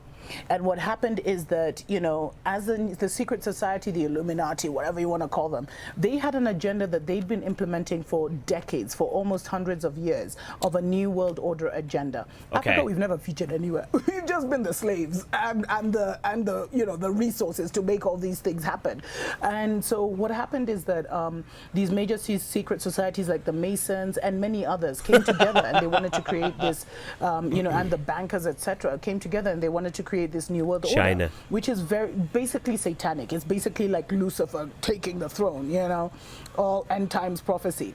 And then we saw people like Trump, whose own secret society kind of caused a rebellion, and they decided that they were not going to allow the U.S. to collapse. Will the U.S. collapse? Will it not? Those are stories for other day. But basically, what has happened can't wait. is that the headquarters of the New World Order have moved from the west to the east. China is now the new HQ of the New World Order. They have the same agenda as the former colonialists, and that's why a lot of people are wondering, like, they are literally doing exactly what the colonizer did, but they're using soft power. And, the colonizer used hard power, which is just guns, germs, and steel. He came in, he beat you, he made you sick, he killed you, and he took your stuff. Right. But what China has been doing is they've been using soft and smart power. And soft power is basically, money, this whole propaganda of, we're together, development, let's help each other, etc. I don't know what's making noise up there. And, so that's basically what. I love this woman. She's incredible. She's absolutely incredible.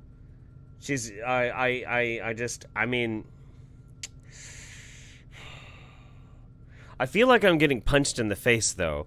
Like, oh, man. All right, fuck it. Let's just keep going a little bit. The agenda that China has used. But if you look, a lot of people have said they're behaving exactly like the colonizer. Like, they'll come in, they'll offer money, they'll buy up ports, they'll buy up gold mines, they'll set up police stations like we saw in South Africa, and then all of a sudden they're moving their army in. So in the last decade, because China only started to become a superpower 10 years ago. Before 10 years, China was nowhere.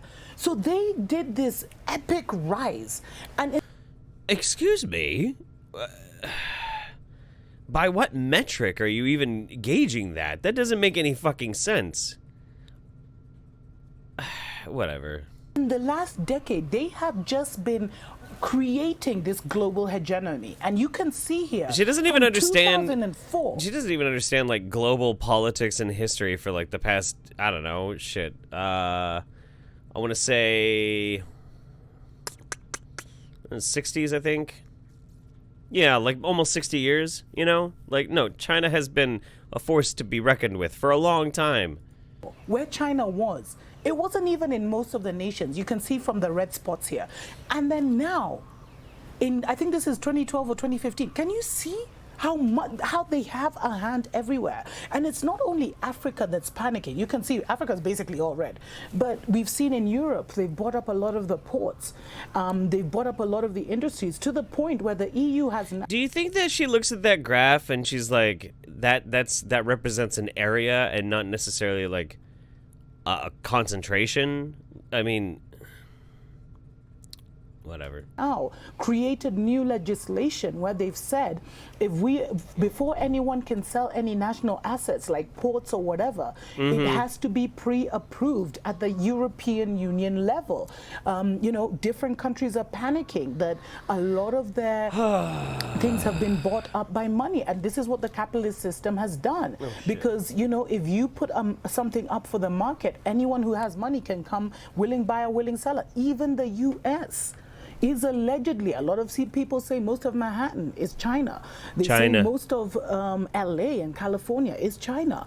So it's just, we've seen a global shift. Okay. From the west to the east. I get it. Okay. I get what she's trying to say. It's wonderful. Well, I hate to tell you, fellow Caucasoids, but our days are numbered. Dr. Mumbi has exposed the secret cabal, but there's nothing that can really be done. Well, okay, hang on. Let's think about this for a second. So, is the New World Order Caucasoid, or is it a multinational? Because if it's now moving over to China, are they behind the diminishing of the Caucasoid power? Like, I'm just so confused. I'm trying to figure this out. I really am. Streams officially killed the last year's sanity. Oh, yeah. Oh, we ain't even done yet. Oh, my God. Holy shit. If you think this is bad. All right. Let's read some stuff. By the way, also, wife, if you're watching, I finished my gloggy, and I really could use a glass and some ice to put what's left of this whiskey in, because, yeah. That gloggy, I killed that whole bottle of wine and a bunch of whiskey in, like, 2 cups. And, like, it didn't do anything to me. Damn it. Why is being a drunk so hard? Let's catch up on Super Chats. Noah Stambro, Ute Scoot Toot Magoot. David Kamer, Get Swifty is a love song for Jilly Juice. That's actually very true. I can confirm that myself. Adam Kim says, wake up, Africa. You need to wake up. Dr. Mumbi is your wake-up call. Hurry Up Wait says, forgot how crazy she is. I'm too sober for this, man. There's only one way to fix that. Only one way to fix it. Addy Monster says, I'm so glad Dr. Mumbi cares about our perfect white genes. She does. She also says, I'm gay, so I guess I'm doing my part for the whole white genocide. Well done. Well done, Addy. Also says, Reptoids, probably some kind of Japanese anime from the 80s. It just aired for the first time in Africa. Oh, my God. I mean, it is funny. Adam Kim, Caucasoid Robotoids. Captain Pipsqueak, Robotoids are clearly humans with robot DNA that serve the reptilian NWO. Get woke, Jeff. I'm part of the reptilian NWO, though. I'm like King Shill. Eddie Monster, I don't care how many mail-order internet degrees or social justice majors you have, you will never be as woke as the beautiful brain of Dr. Mumbi. That's true. Fox Spirit 38, I step away for 5 minutes to take my meds, and I come back to Robotoids? I'm so confused. So are we all. We're all in this together. Addy Monster, if you ever get a case of the whiskey dick, just tell your girl that you're using the soft power. Oh, man. Donnie says, if the NWO is 50 years in the future, will I have a girlfriend in their eyes? Because I sure don't have any luck right now. Aww. Somebody hook up with my buddy Donnie. He's a great guy. Hurry Up Wait says, in World War III, there will be Megazoids or Chinoids. Did you just get me to say something bad? I don't know. Karim Ali, man, I've been waiting for the November Roundup. Thanks for all you do. Hey, you're welcome very much. And Brainwash says, the prophecy has been heard. Maybe with the decline of the Caucasoids, all the children suffering the diaspora will finally come together again. Now with the Chinese medicine, which is pure science, and DJI products. Chatelet. Oh, dear. Oh, dear. All right. What's next? No, maybe we'll save that one. Let's do something that's a little light. Let's do something a little light before we keep going. Cloaked mothership spotted in high in the sky near sun is by Mr. MBB3333. He's got 290,000 fucking subscribers. This is put out there 10 days ago and already has 100,000 fucking views. So, Jesus. Let's watch. Monday, November 19th, 9 a.m. Mountain Time, 2018. Guys, in this video, we're going to take a look at some photographs that were taken by Dave T. from Long Island, New York, and they were sent in to be looked at and put in the Sky Phenomenon Photo Gallery. This is the area that Dave took these photographs, and I think it was out this direction towards the sun. Okay. And it was a cloudy day, and whatever it is was in behind the clouds at times, but it was moving very quickly, as you'll see here in this video that I put together of the pictures from right to left. He just held his finger on the photo button and it takes pictures in rapid succession.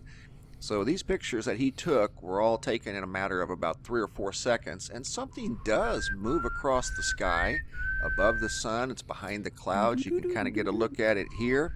I'm going to play the video that I've made of the photographs Dave shared with me. And he took these photographs just a couple of days ago. So watch closely. You'll see this object move from right to left. I don't know if it's some sort of a ship, something. Look at that. Something that decloaked that wasn't supposed to be seen. Decloaked. Play it Yes. again. These are Excellent. pictures 1, 2, 3, and then this is picture number 4, and you can see that it's gone. One more Could have been time. taken This a is few picture minutes. number Oh 1, my god. Picture Yep. number 2, picture number 3, and you can see it moving high in the sky. And we're going to take a closer look at those photographs here in just a minute, and I adjust the contrast and the lighting, put some different filters on, and you can get a real close look at this thing, whatever it is. It's definitely not a bird. It's not changing shape. That's a cool It stays picture, the though. Same shape You know what? from right to left. I gotta say, that's a pretty cool picture. That's honestly pretty neat. Like I dig UFO stuff like this. I think this is really fascinating. I don't believe in UFOs. I tend to buy into the whole Fermi paradox thing. Like, there probably are aliens, but they don't know we exist, and we will probably never know that they exist unless we make like a huge leap in advances of technology. But I find this kind of stuff interesting. I really do, and that's actually not a bad. It's not a bad photo. It could be a bug. It could be a big fat bumblebee that just got warped by the fucking picture. I don't know. It looks like some sort of a craft there. I'm going to stop it right here. That's picture number 1. Not mistaken. Yeah, picture number 1.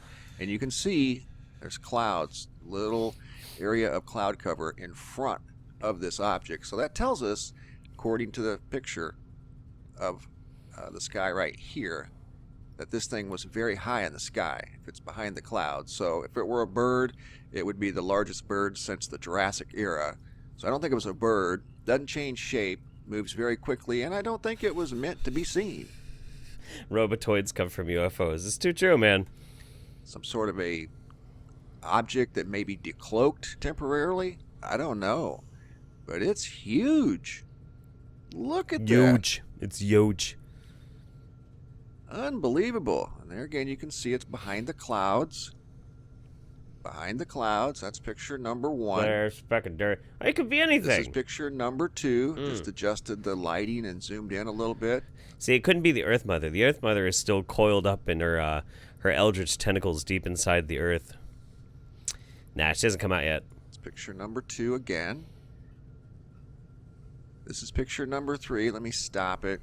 You can see right through here, there's some cloud cover on the left side of this thing. So it's way up in the clouds. And It if could you look be a really shitty close camera. Oh, at my one of God. the last pictures I adjust with a different filter, you can see what looks like another one here way off in the distance at a much higher altitude.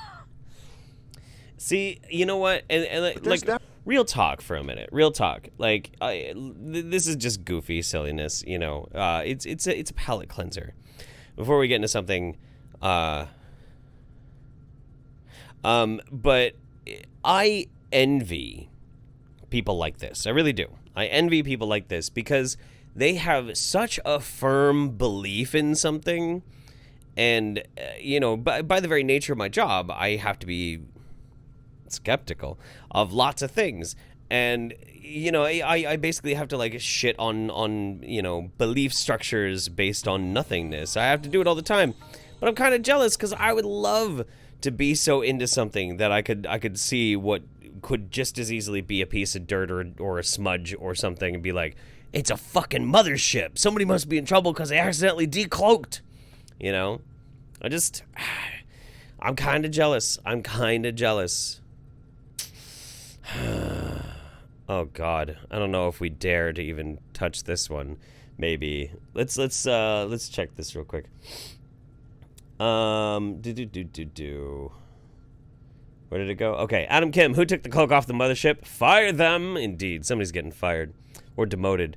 Donnie says, okay, so this is the last donation I can really afford to give. Just asking when you will be in Vegas because I'll be there the day before, the day of, and the day after New Year's. If they're during that time, I'd love to meet you. No. It's going to be around the 10th in January. I'll be in Vegas, unfortunately. Hurry Up Wait says, you need the X-Files theme and the Law and Order dun-dun on soundboard. Ooh, I do.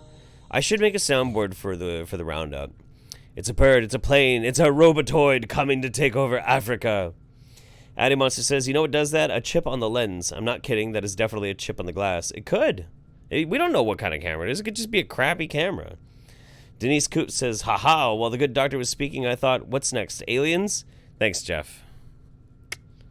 You got it. JSC Hong says, I saw a red orb buzz over town before a blackout. Cool. Interesting. All right, so let's... Okay. I have a bunch of weird shit. A lot of weird stuff. I don't know if I'm quite ready for Rachel Renestra. I know you guys like Rachel. And I kind of like Rachel too, but she could be a little bit long-winded. This is pretty topical. Let's watch it. Let's check this out. Let's do it. LA Fires and Chemtrails by our old friend Rachel Renestra. Oh, God. Here we go. Hello, my level 1 through 5s. Hello. I thought that was kind of cute. Level 1 through 5s. Level 1 through 5s. Whatever level you're at. This video is going to be kind of short, and it is not to address the fires. Why? Why am I addressing the California fires? What a stupid thing to talk about. Again, everybody's talking about the fires. Why you didn't talk about the fires? Because I can't go outside without a gas mask. Okay? Okay. So kind of feel like I'm one of those Japanese with a gas mask that walks around everywhere. But I'm in Los Angeles, California, and although we do... That's China. You have smog, I'm not used to having to have something cover my face. Now, just so you know, they were not going to tell anybody to have something to cover their face, but I have a glass table outside of my patio, and I washed it down 24 hours ago. Just to see how much soot and shit is falling from all these fires. You have which shit means falling? That's what you're breathing inside of your lungs. Now, is it horrible like you're sitting by a campfire? Is it horrible to breathe in? Yeah. Will you survive? Most likely. However, are we just breathing in the fire crap that's in the air, or is it combined with a lot of other stuff? Here we go. Wait, might I be talking about chemtrails? Shh. Yeah! I'm not. You want to know why I'm not? Because the last time I spoke about chemtrails, it's a really sweet thing that happened in my life. I had let's see. All of a sudden, somebody with my legal name popped out of nowhere, and apparently it's one of the head engineers at Lockheed Martin. So, of course, that made everything that I said about chemtrails and talking to an actual certified doctor who verified them. Basically, I got to be the bottom of a conspiracy. It's really fun. You guys should try it sometime. It's super fun. You get to watch people make videos of you. Okay. So I think I know what she's referencing too. I don't know about whoever it is with her name or anything. But the first time we found Rachel Renestra on the Roundup was like 6 months ago. And she was talking to a doctor, is a chiropractor, of course, and he was giving her like the official, like, yes, chemtrails are real. And it was brilliant. It was wonderful. We fell in love with Rachel because of that. But, I mean, obviously we must be 1 through 5ers. So, like, in the chat, let me see. What level are you at, guys? Are you, between 1 and 5, what level do you feel like you're at right now? And has your level increased in the past hour and 40 some odd minutes that we've been doing this? And yeah, my pause game. Yes.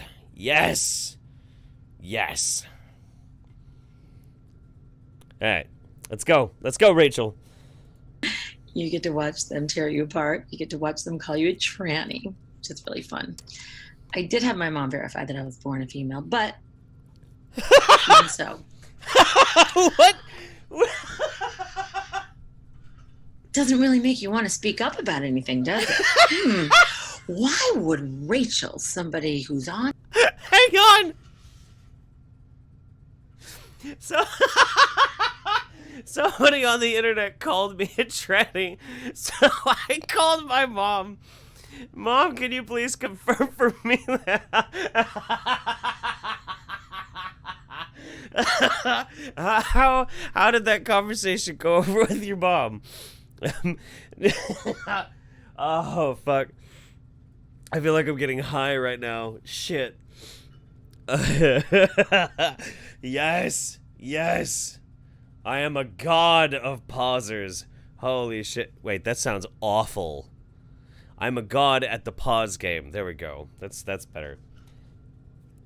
Fuck. All right. All right, let's go. Let's go. On national television who host an ABC show speak up about chemtrails. And she does. She must work for them because nobody would have enough balls to speak out.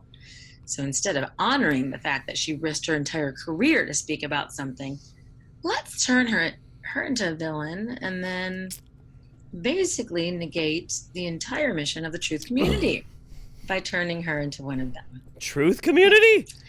I don't blame a lot of people though, because had I not known me, yeah, on the internet it says I make $6 million a year. Showed my dad that. He was like, well, I would have liked to experience that. I said, Dad, I'm showing you this so you can really absorb that not everything on the internet is true. Really? Interesting time in my life. Not everything on the internet is true. Shunt the front door. Wow, man. And here's a good example of that. But all right, let's go. And I realized that maybe I wouldn't speak out about chemtrails. I have to read this comment, this chat that I just randomly saw. Jeff, I have shit myself. Why the fuck did you have to stream during my colonoscopy prep? I'm laughing so hard I can't move, and it's making me laugh harder. My couch is fucking ruined. let me just say, big if true. I didn't say anything. I didn't say it. What a fascinating time in my life that was, huh? Yeah. Probably shouldn't have given it to the RFB Richie from Boston. Subscribe, though. Yep. You learn your lessons. Just live and learn. But she really is beautiful. Interesting how when I did speak she's a lovely out, woman.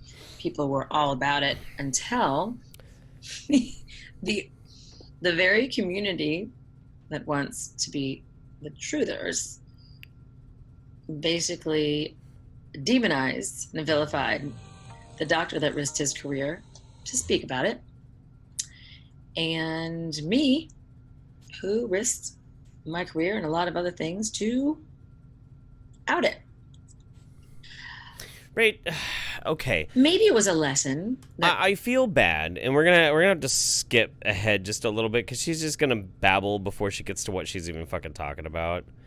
I feel a little bad for Rachel because she is so caught up in this, and she watches videos like Richie from Boston, like a bunch of these other random ass people, and she believes that like this is exposing, like this is actually doing something, and doesn't understand that this is ultimately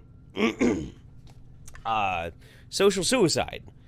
You're not really waking anybody up. 90% of the people who watch your stuff are going to think you're a lunatic, because there's no evidence, there's no data, there's no nothing behind it. But she doesn't get it, you know. She's so into it.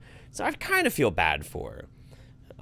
But thank God she actually makes videos because it's pretty great. Anyway, we're gonna switch up to when she's laying down and she's gonna start waking us up here. Where are you at? Okay. Let's go from here. All the places in the universe. That chick with my name could have worked. Bastin. It's shocking. It's shocking who is behind it. Richie for The reason I'm Bastin. laying down is because I'm going to enjoy the show. This is something that was put together by someone on Facebook who feels as passionately as I do about all this and why the fires are happening. Well, not everything on... I'm not saying anything. Not everything on the internet is true. You said that. I'm just sharing. Different. Sharing is different. Still caring, but sharing is different than saying anything about it. Learned my lesson about saying something. Especially in freaking crazy town community where people are making up. I did enjoy some of the videos about me, though. I mean, how they put stuff together. Like, I speak about love, and it turns out that all the things I say about love ends up in part of the Illuminati, apparently. No, that's me. No, someone I'm will part of edit the that Illuminati. together, and I don't care. Here's the thing: I don't care anymore. I don't care. Okay. Good. Because I really have nothing to lose. I have nothing to lose anymore.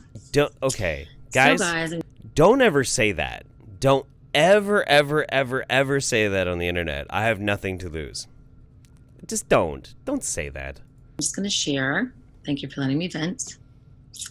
I'm gonna share this. You're welcome.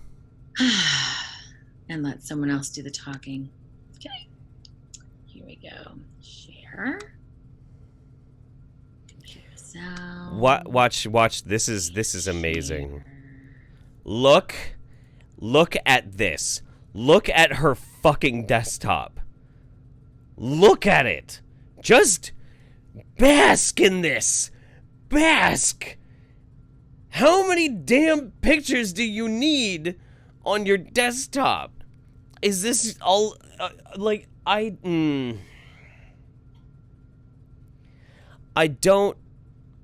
understand.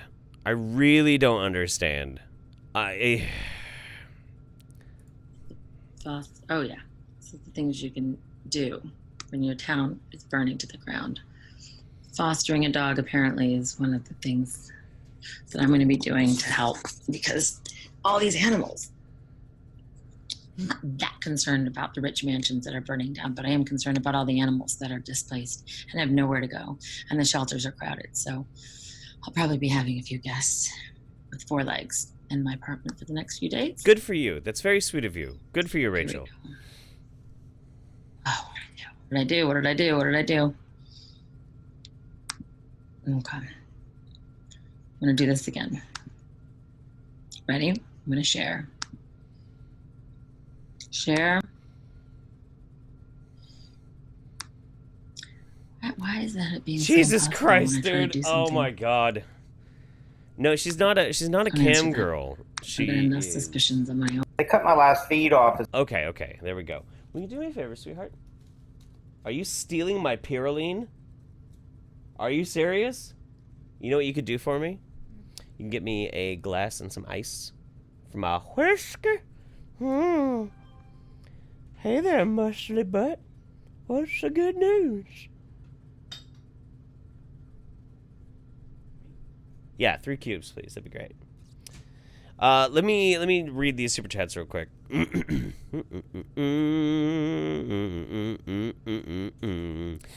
Halabura, do you ever come to Canada? If so, come to Winnipeg.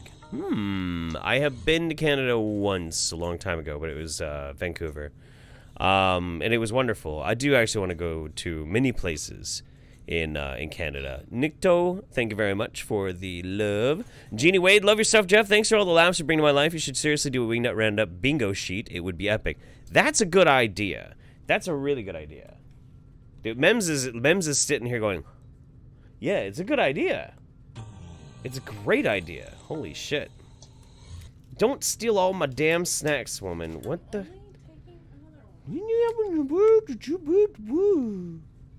I love you. I'm working. Let's see. Hurry up, wait. I've surpassed levels 1 through 5. I'm a level 80 woke plebs. Woke plebs. Addy Monster, when you're so insecure that people think you're a man living as a woman that you have your mom confirm your femboid birth, I need to see this video, Jeff. Please find this video. Can we watch it? Please, I beg you. I've looked through most of Rachel's videos. I don't think she actually recorded that one. Phil Cheesesteaks, Jeff, if you have the time, would you be willing to chat over Google Hangouts? I have a crap ton of data on nuclear energy to show you. Message me. Dude, if you have me on Discord, by all means, like, start throwing stuff my way, and when I have the time, like, we'll rap, homie. That's what people do these days? This is hip? This is... God, I'm fucking old. One more. Addy Monster, I left LA in 2014, just missed the social justice insanity kickoff. I used to think having to leave LA was the worst thing that ever happened to me. Then 2016 happened, and I no longer feel depressed about being back in upstate New York. Holy fucking shit. I mean, I still like LA. LA's fun. I just wouldn't ever want to live there. As soon as I started talking about the laser jet planes that have been known to induce fires because that's what they're designed to do. So I want to show you the EMF conditions and stuff here at the California fire, so I can get this all documented and down. Because, well, when they cut my feed off, I have a habit of continuing. Right, I see a great big chemtrail here off the coast of California, some sickness mix, microwave popcorn clouds in one deck. See a big shadow there. And, well, I see geoengineering conditions that'll help fuel winds. You know, when I got lines of EMF and then lines without, you'll form winds. That always happens, and anybody that sees those kind of days over the top of them are kind of aware of that. Boom, boom, plumes came along from here. It's mighty much in an arc, like a platform went out. Boom, boom, boom. You know, and deployed something off the coast of California. This guy. So let's look at the fires. All right, we got Los Angeles burning. Look at the EMF here in your smoke. See it? How is that EMF? It's just clouds. What are you even talking about? Anyway, so this guy basically, his whole thing is he believes the chemtrails were effectively what caused the fires in LA. But what I find real fun is watching like Rachel get all excited in like in the upper screen. See the tendrils? See the signature of the electromagnetic frequency right here? And fueling the storm, fueling the winds. Like performing on the camera, like, oh, this is good shit. Like, my God, so many people lost their homes, people lost their lives, there's people burned alive in their cars. It's unheard of. Unless, of course, a laser from space came along in a straight line and just burned a huge fucking swath. Burned a swath. Not like a little pocket of fire, but I'm talking straight lines. I'm talking squares of fires. Who wanted that land? Why is this smoke in a straight line here? Did all of it start at once, so all of it went out to sea in a straight line? It's not like wind patterns are a thing, so fuck it, whatever, man. Electromagnetic clouds. Cloudoids. Fuck. These are questions that I ask. You know, I'm only insinuating things. You know, because I think that way. But, if it's possible, we got to think about things. It's been showing some pretty diabolical things. We've been showing people that turned up recently in one shooting thing that were at another disaster recently. The odds of that happening. Well, the odds are good of that happening these days when you're using crisis actors, playing out on your news to manipulate your feelings about things. While they're spraying you like bugs, deploying over our oceans and killing wildlife. All right. Let's skip a little bit ahead. Let's get to where Rachel starts talking again. I didn't say anything. I'm just sharing it. I am just sharing and caring. That's right. That's right, Rachel. You're not saying. You're just sharing a man who believes that they fired a giant space laser. To burn people and homes who wanted the land. Like, burning huge swathoids. Ooh. Laser jetoids. Ooh, you know what? I like this. Just random blankoid is I think my new favorite thing. Stop the share.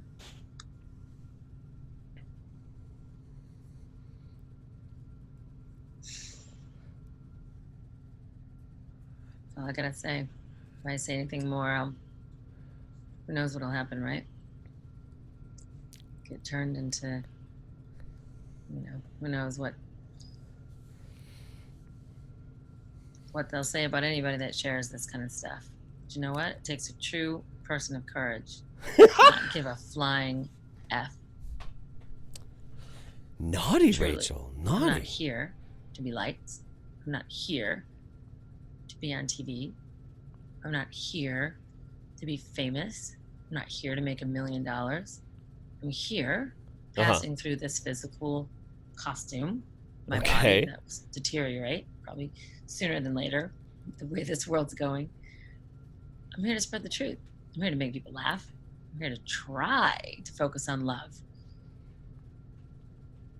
And it's getting harder and harder, but got to see what's going on, guys. And you know what? If you speak the truth and you try to be the light, you're going to get ridiculed. You might lose your job. You might get a... I don't want anything bad to happen to Rachel. Like, she's a wingnut. She's weird and she's wacky, but I also like weird, wacky wingnuts. And for the most part, Rachel is pretty much harmless. She's pretty harmless. Some of the weird stuff that she did with the doctor was kind of questionable, which is why I even looked at her in the first place. But it's endearing. She's a charming wingnut, or wingoid. She's a charming wingoid. But yeah, no, that's Rachel for you, man. Glad to see she's sticking to her guns. And yeah, this is the other thing too. You have to respect her conviction. She's a nutter, but she sticks to her convictions. Absolutely. Cashel Gladio, I have nothing to lose. Angry MGTOW. Ooh, that takes me back. Oh man. Let me tell you, the night that I streamed the Ballad of Angry MGTOW was one hell of a night. Wow. Oh wait, yeah, actually that's a really good pause game. Let's leave this up, actually, while I read these. She's beautiful. Brainwash. Wait till the day she discovered how to use folders. Illuminati ain't got no chance at this lass. Indeed. Captain Pipsqueak desktop icon gourd. I didn't know this is R-rated. Karen Halibur says, your poor wife. Well, she's very supportive. I bring her food while she's working. She brings me alcohol when I'm working. Denise Coop. How did the whole chemtrail conspiracy get started? My husband is a pilot, so I know this is bullshit. But you can't convince these people. No, you can't convince them. You can't. This is religion to them at this point. Where it got started, I actually don't know. I really don't know. I don't know. That'd be an interesting thing to look up. Brainwash. Wouldn't it be nice if the mothership came and the aliens were characters from John Waters' Pink Flamingo, proclaiming someday we all may find intelligent life forms on Earth that would use more than 11 megapixel CCDs as evidence for whatever? Yeah. Andy Monster. This shit sounds like some Ace Combat PlayStation story mode shit I'm in. She can see me? Shit. Alright, let's see what's up next. Oh, fuck. Oh, fuck. I'm just clicking through the other things that I put up there. Like, okay. I've got 3 more. They're all pretty fast. But I also, like, I went and I looked at some of the other familiar faces, and my God, they have amazing things too. We'll see how much we get to. We've been going 2 hours so far, but like I always say, the Roundup is not a race. It's a marathon. We go as long as we can go. All right, let's see. Yeah, I guess we're gonna watch this.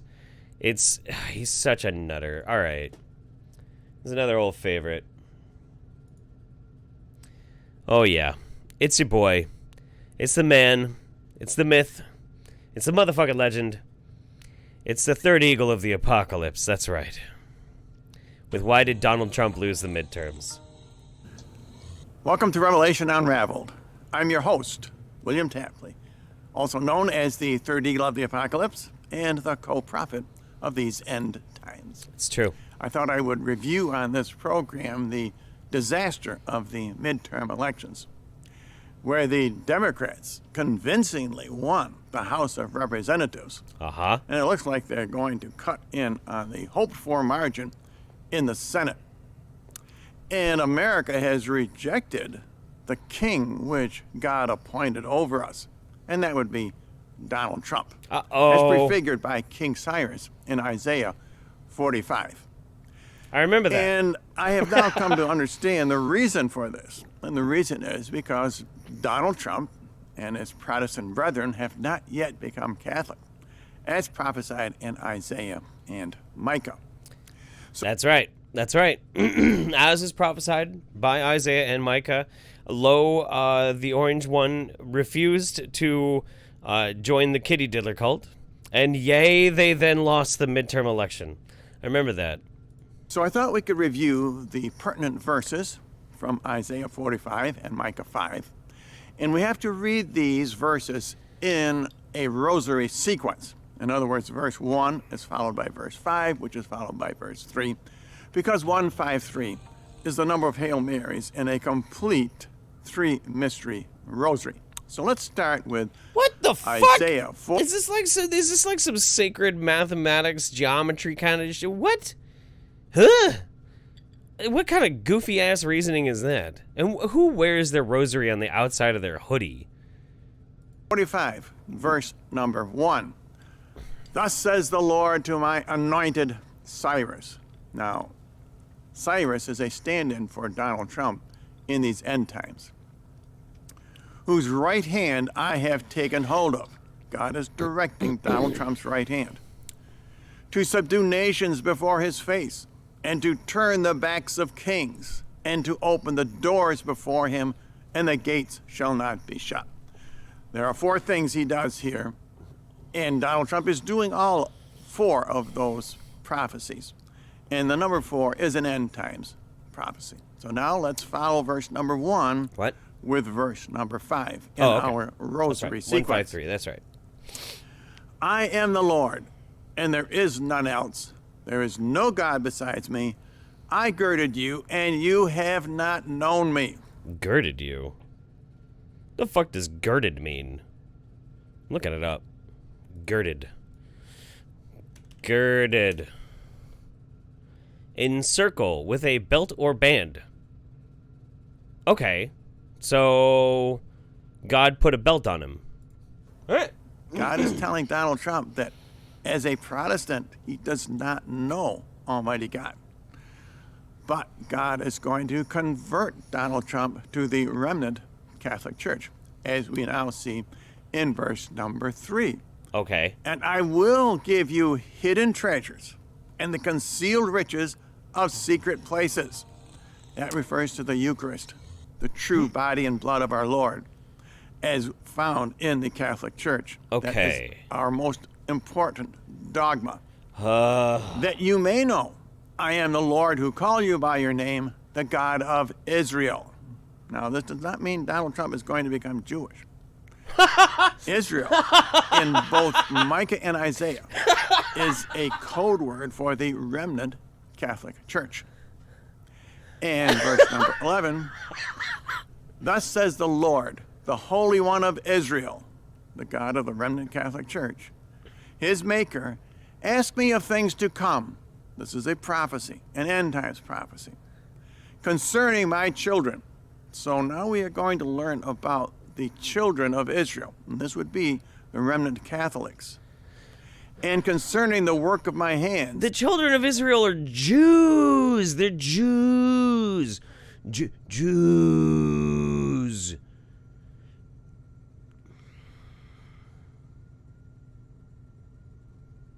Give you charge to me. Now, in order to follow Isaiah 45, verse 11 correctly, we now have to go to Micah.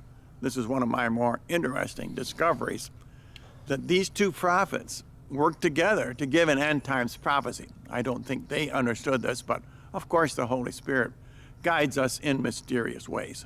So now we go to Micah chapter 5, verse number 1.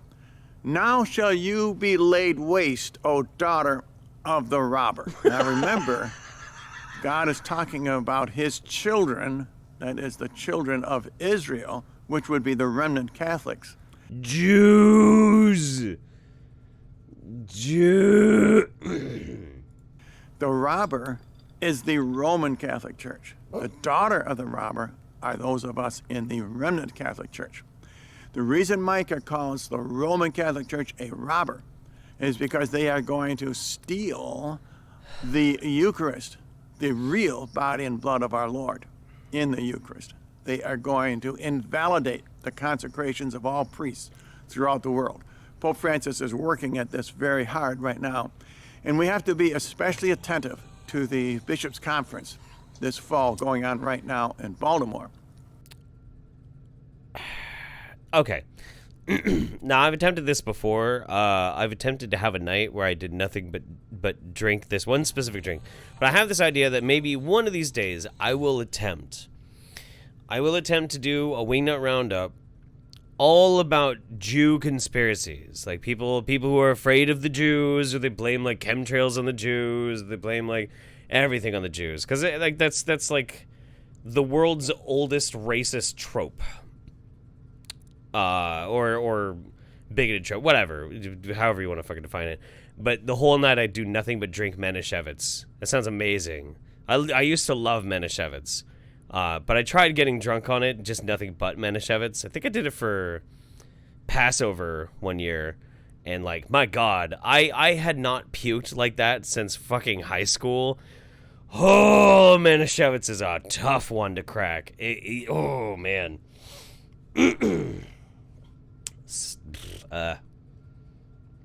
Wasn't Jesus a Jew? Yeah. Jilly Jews. YouTube will hate you for that? Yeah, well, you know, I like to live dangerously. Let's give Third Eagle just a little bit more. This is pretty good, but, you know. Will they rule that Catholics may receive, that is, divorced and remarried Catholics, receive the body and blood of our Lord in the Eucharist?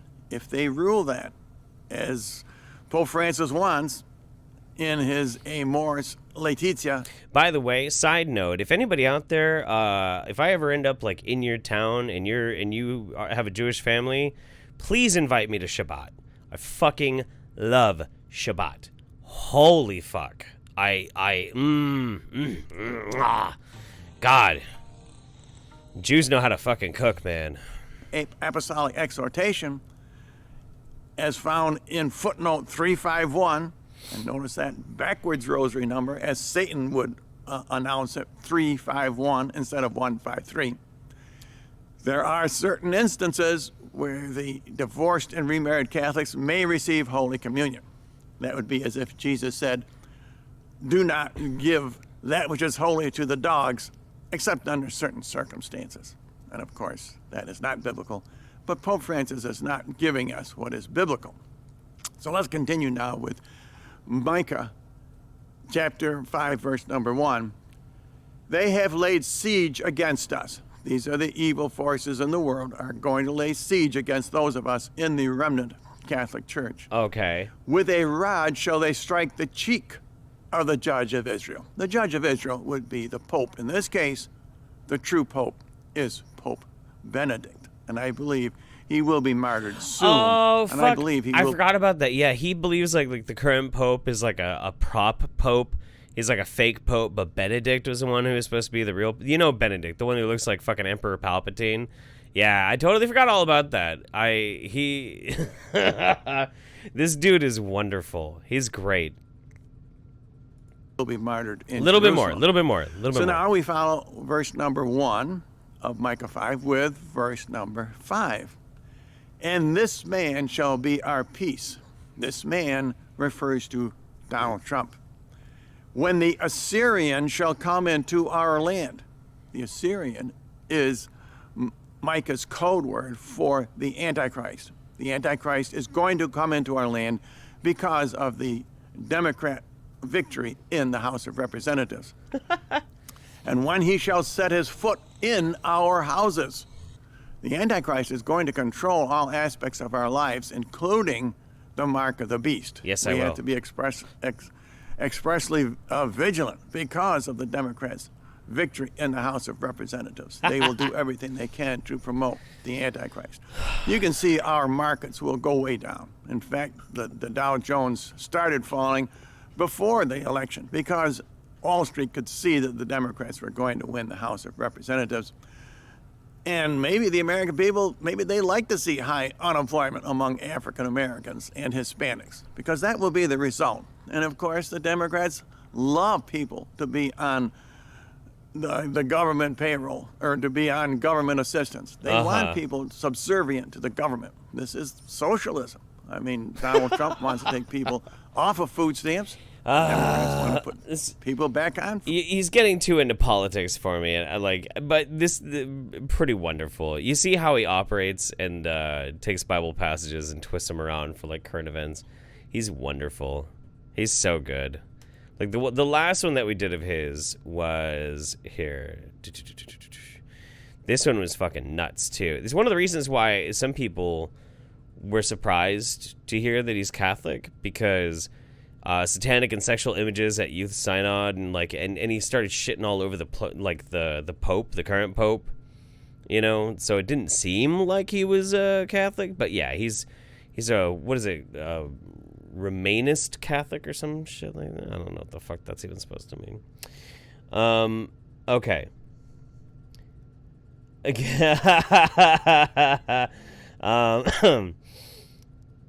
Okay. Fox Spirit, on this nuttoid note, I gotta go sleep now. Love your show. Glad I caught it. Hey, good night and sweet dreams there, Fox Spirit. Creepy McSteeserson, can we please watch the remote viewing vid again? God, we got too much material, man. Got too much. It was so good, though. Glory Wright, did he read Good Omens and forget? Third Eagle of the Apocalypse, you can call me Tim. Sounds like a line from the book. It does sound like something from Good Omens. By the way, if you've never read Good Omens, you need to read Good Omens. So it's like, I don't really recommend books very often to people, but that's one that, like, it's right up there with Hitchhiker's Guide to the Galaxy. You should read it. Addy Monster says, I had too much adult drinky juice and I have work in the morrow, so I have to say goodnight. I love you all and I hope your mornings are bright and free of hangovers. Jeebus Knowns mine won't be. Please remain girded and protect your hidden treasures always. Good night, Addy Monstoroid, sweet dreams. Shelley Jennings, these people need to go back to their psych meds. Indeed. Jay Caesar says, so call me maybe. God. Phil Cheesesteaks, can't find you on Discord. We'll deal with that on Twitter, man. Just like tweet at me and we'll figure it out. Denise Coop says, I don't think I can do this sober anymore. Can you pour me a drink, please, Jeff? Yes, of course. Absolutely. 100%. Oh my gosh. Only got 2 more left to do, guys. 2 more. And they're very easy. Yeah, a little bit more. This is for you, Denise. From me to you.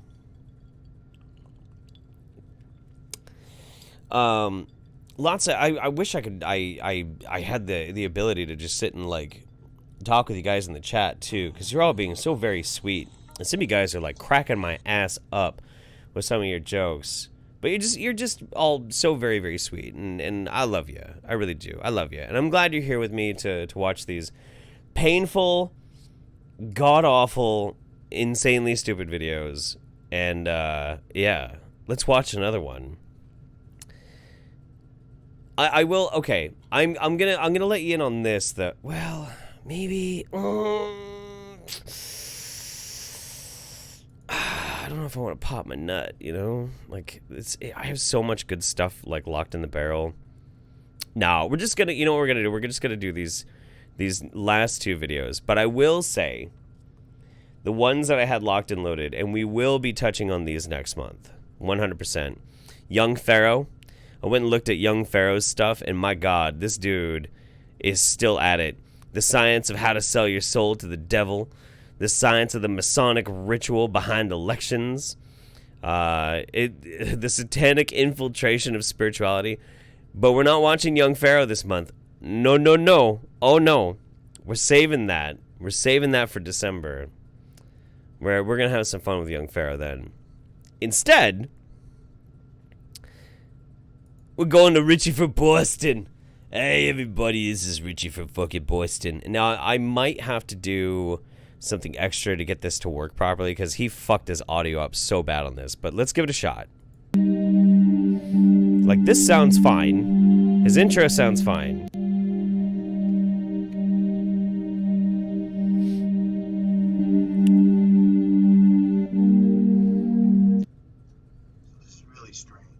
Yeah, and now it's like entirely damn near impossible to hear. We don't make videos this late.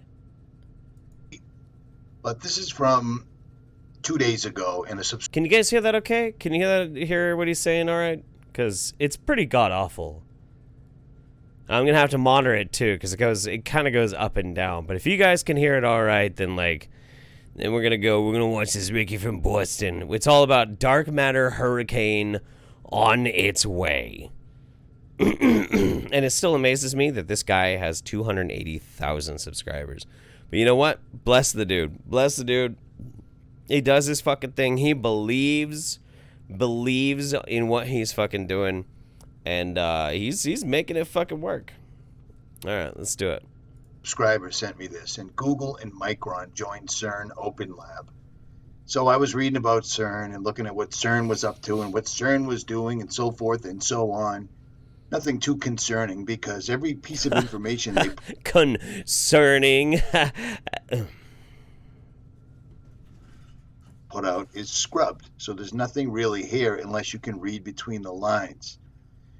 So I'm looking at it, and Google joining CERN, is what it is. Google is basically Skylab, and they're taking over the world.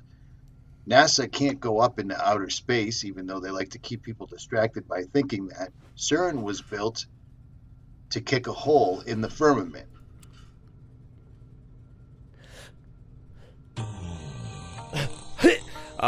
There's a lot to unpack there.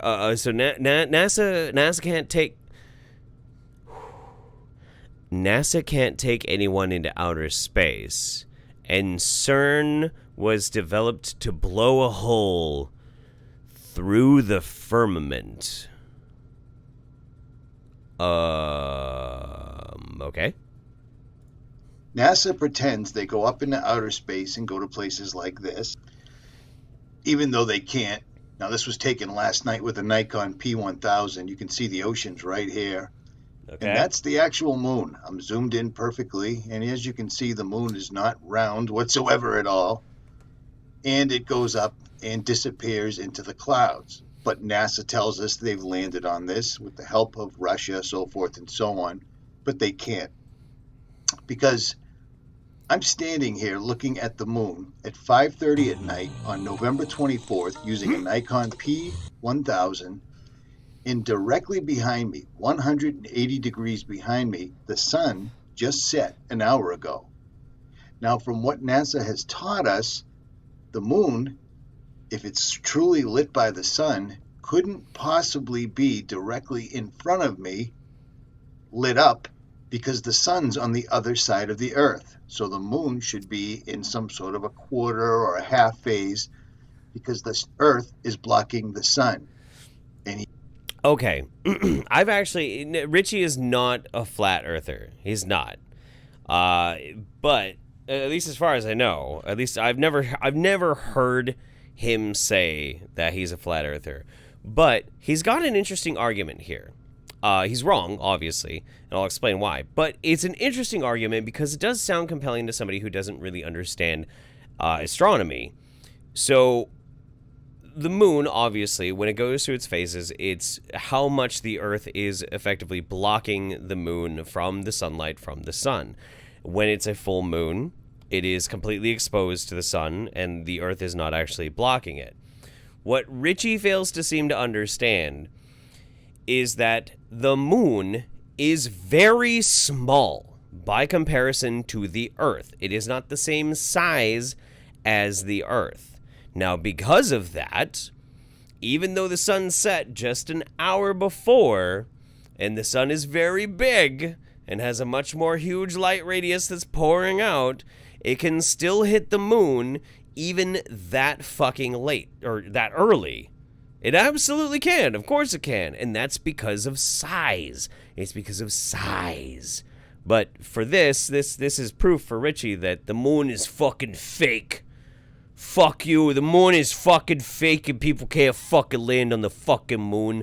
Are you fucking kidding me? Jesus. Anyway, let's keep watching. Yet it isn't. Not at all. The only thing that blocks this out is when it goes up into the chemtrail sky, it completely and totally disappears. Yeah. Now, I'm going to show you something in this video. Stand by. I'm still on the CERN thing. but I'm going to show you something here.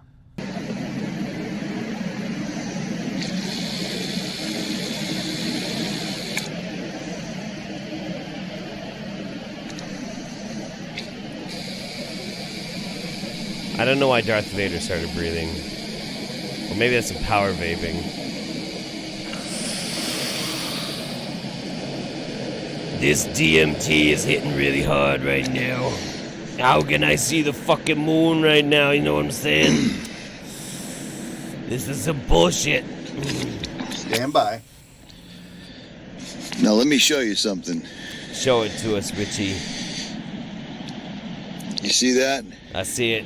That's a compass. The moon is rising in the east. Yes, sir. There's the time.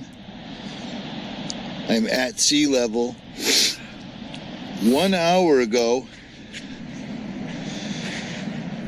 the sun set directly over there an hour ago. And yet when I turn 180 degrees, I'm somehow looking directly at the moon, coming right over the water's edge. That's the Atlantic Ocean. And it is fully illuminated. Now, the Earth is blocking the sun. Okay. The moon should be partially lit, if anything at all. And yet tonight, last night, the night before, I feel like the later it gets, the lower your shit's gonna get. an hour after the sun went down and was wholly illuminated. And mind you, it's at least masculine chest 35% larger when it comes up. Okay, so again, NASA claims that they landed on this item right here that's somehow 35% larger, and I understand atmospheric lensing. But when I put a camera on a ship that you can't see until you zoom in, it isn't larger. So this isn't what people think it is. NASA can't land on it. Okay. Thereby, instead of going back or pretending to go back to the moon, they do this. They build this place, and then they give it a social media platform. They've got it on YouTube, and CERN puts out happy videos, and they fool around, and they're good pals and good friends.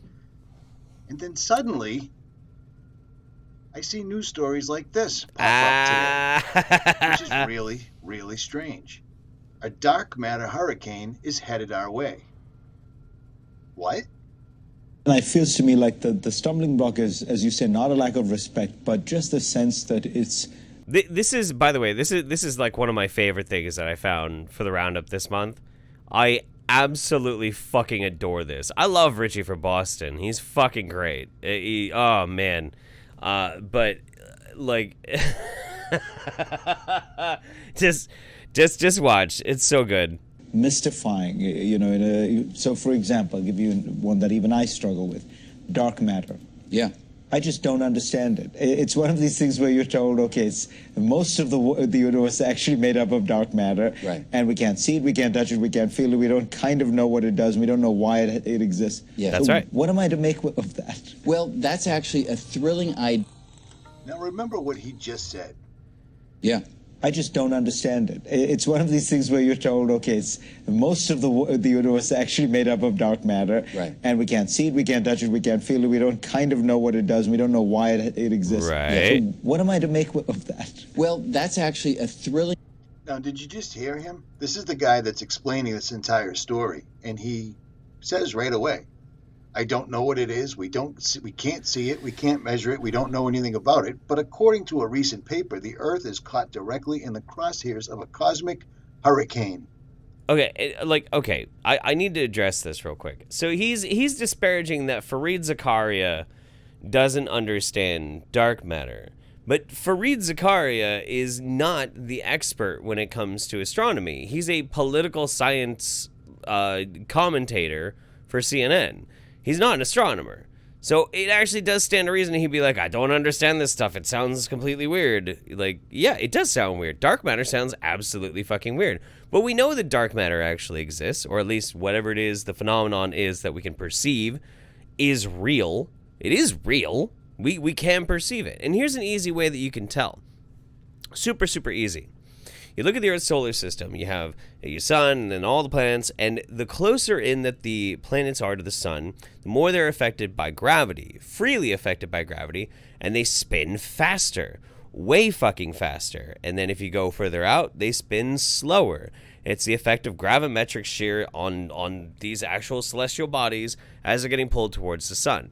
But if you go to a galaxy and you look at a galaxy, galaxies don't act like solar systems. Instead, these massive collections of solar systems, they all move like a record. Everything moves at the exact same speed. And it doesn't make any fucking sense by the laws that we understand how gravity works. So in order for that to actually happen, there has to be something, some sort of mass, some sort of field, something that holds all the solar systems effectively stuck in this gravity well all around it. And so we've decided to name that phenomena dark matter. That's what that is. It's an explanation for a phenomenon that otherwise we don't have a good explanation for. But let's keep watching. A swarm of nearly 100 stars, accompanied by an even greater amount of dark matter, is aimed directly at our stellar neighborhood, and there's nothing we can do to stop it. In fact, the vanguard is already upon us. Uh-oh. Well, that's really strange, isn't it? So suddenly we have a dark matter storm, something we can't see, we can't measure, we can't feel, we can't detect, but it's on its way right now, and as a matter of fact, it's already at the door. Okay. We live in such a state right now that it's, if anyone understood, if you don't think that this is anything but biblical, I do not know what to tell you. Because that's right. This is destruction on a biblical scale. Let alone the fact that when two galaxies collide, the chance of planets colliding or any celestial bodies colliding is infinitesimally fucking tiny, just because of how big space is. Big space is huge. It's huge. It's bigly. Like it just. The universe is made up of dark matter. The universe is heaven, and maybe the other layers of heaven. We can't go up.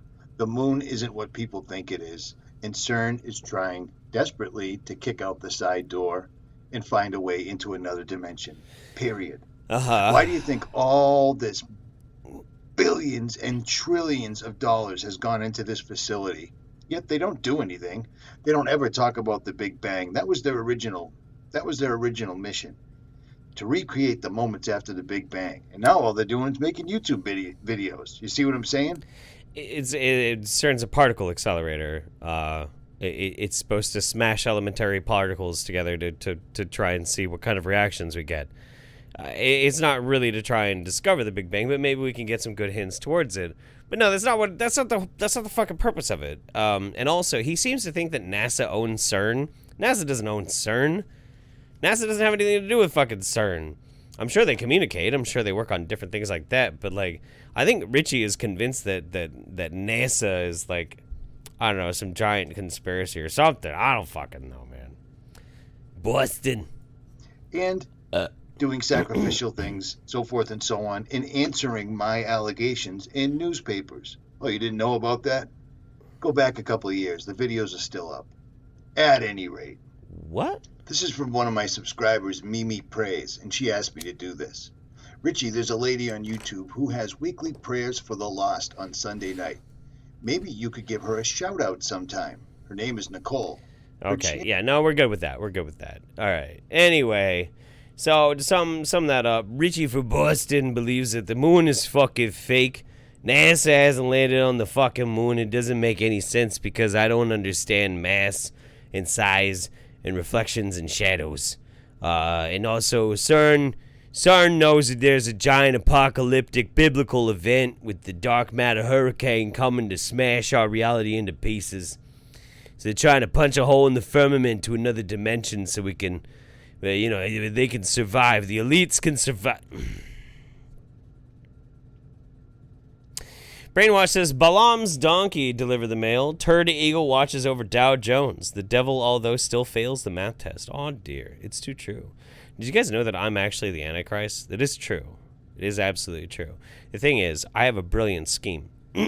Look as goofy and act like as much of a dumb shit weird wastoid gutter punk drunk that everybody's like totally disarmed. They're like, there's no way that this guy of all people, with him always doing the Illuminati like thing, there's no way he's actually the Antichrist. See, that's how I'm disarming you. You don't even realize what I'm doing until it's too late.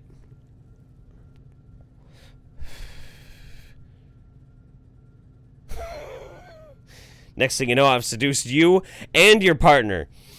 That's right.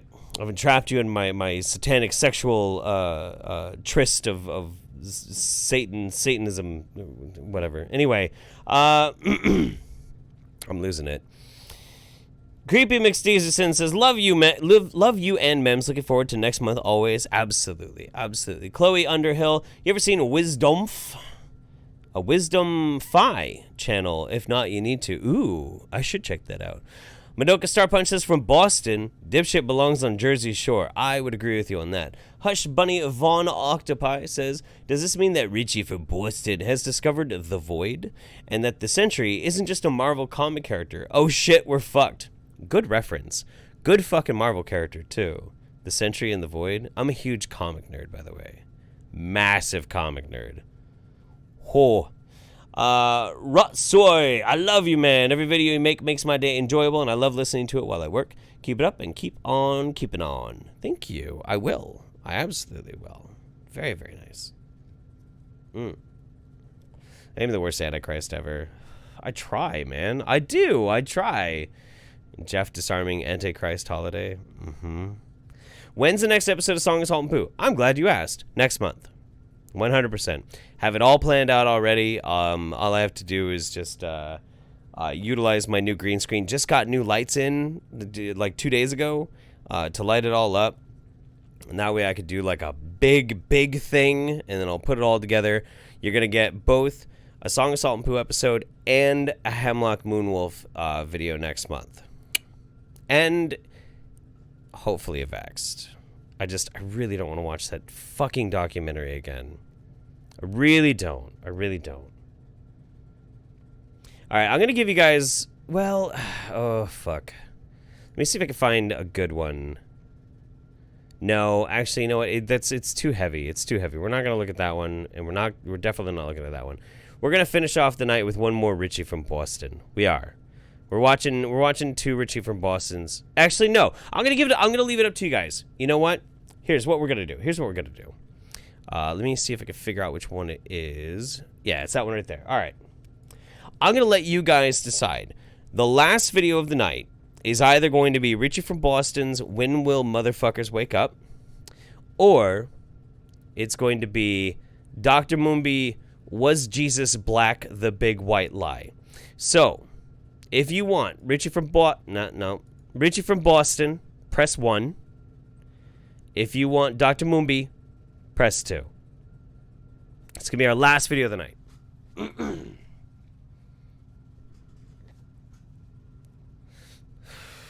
What's my chest tattoo? So when I started getting kind of more into YouTube, and I started my Patreon, I'm like, there's no fucking way anybody wants to, like, give me money to do what I do. Are you fucking kidding me? But I tell you what, make you guys a deal. If for some reason, oh boy, you guys know what you want to see. all right, we'll get to it in just a second. But I was like, all right, if I reach $1,000 on Patreon, I will get Internet Infamous tattooed on my chest. Thinking there's no way that's actually going to happen. It took like a month because people thought it was so goddamn hilarious and stupid that they wanted to see if I would actually do it. And I did. I held a contest and like sent somebody a hat and gave them money for like the design. I think it's a great fucking design. I think it's awesome. Really like it. It's like one of my favorite tattoos. It's one of the best tattoos I have. I'm covered in bad punk tattoos all over the place. My best tattoos are this one right here and my Chaos Stars. So everything else is just a shit tattoo. All right, well, it's obvious. Oh yeah, and there's like a weird gap in Amos. Internet Amos. Anyway, so you guys unilaterally pretty much voted for this one. Was Jesus Black the Big White Lie? I have not watched this. I have not watched this. So, yeah, let's, yeah, no regrets on the tattoo, right? I'm already covered in horrible tattoos. Like, fuck it, whatever, I don't care.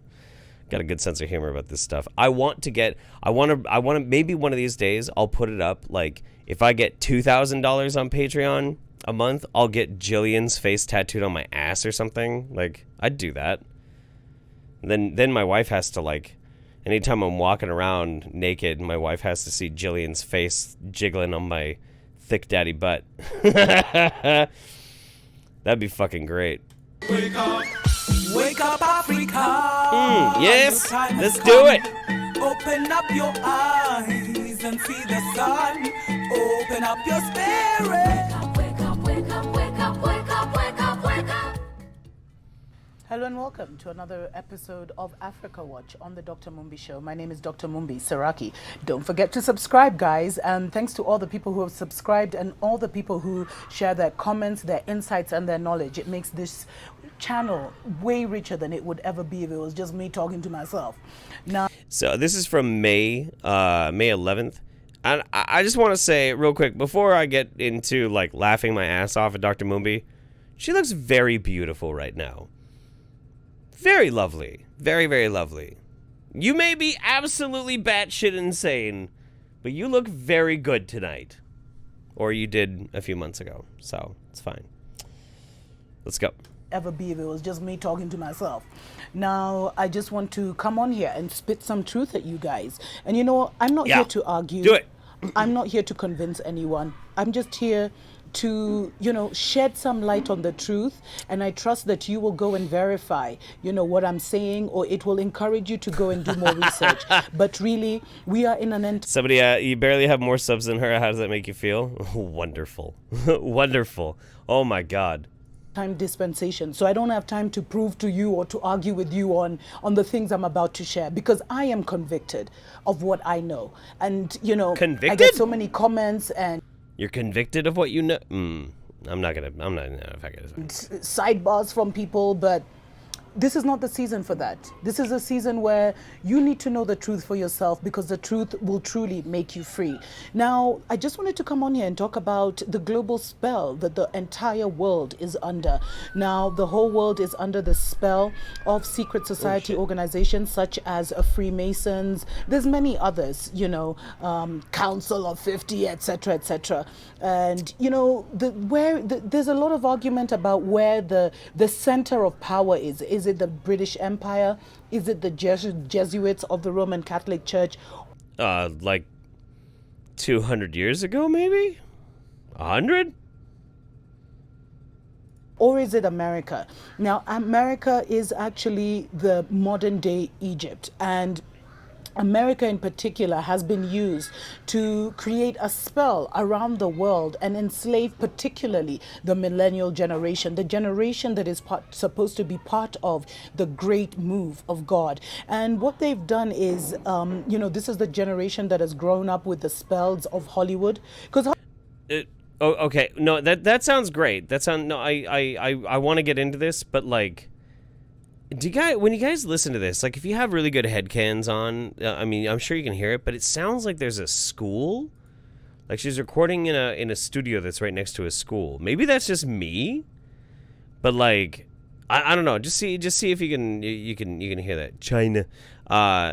Yeah. And we're about to get into something really tasty, so let's go.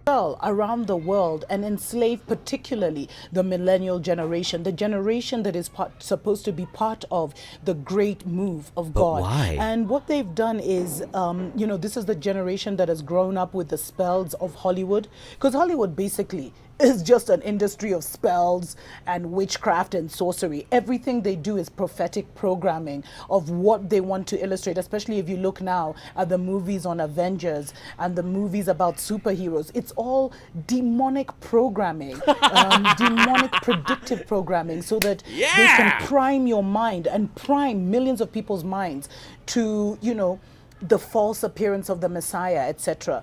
Go do your research. Now, what has happened to the millennial generation is they have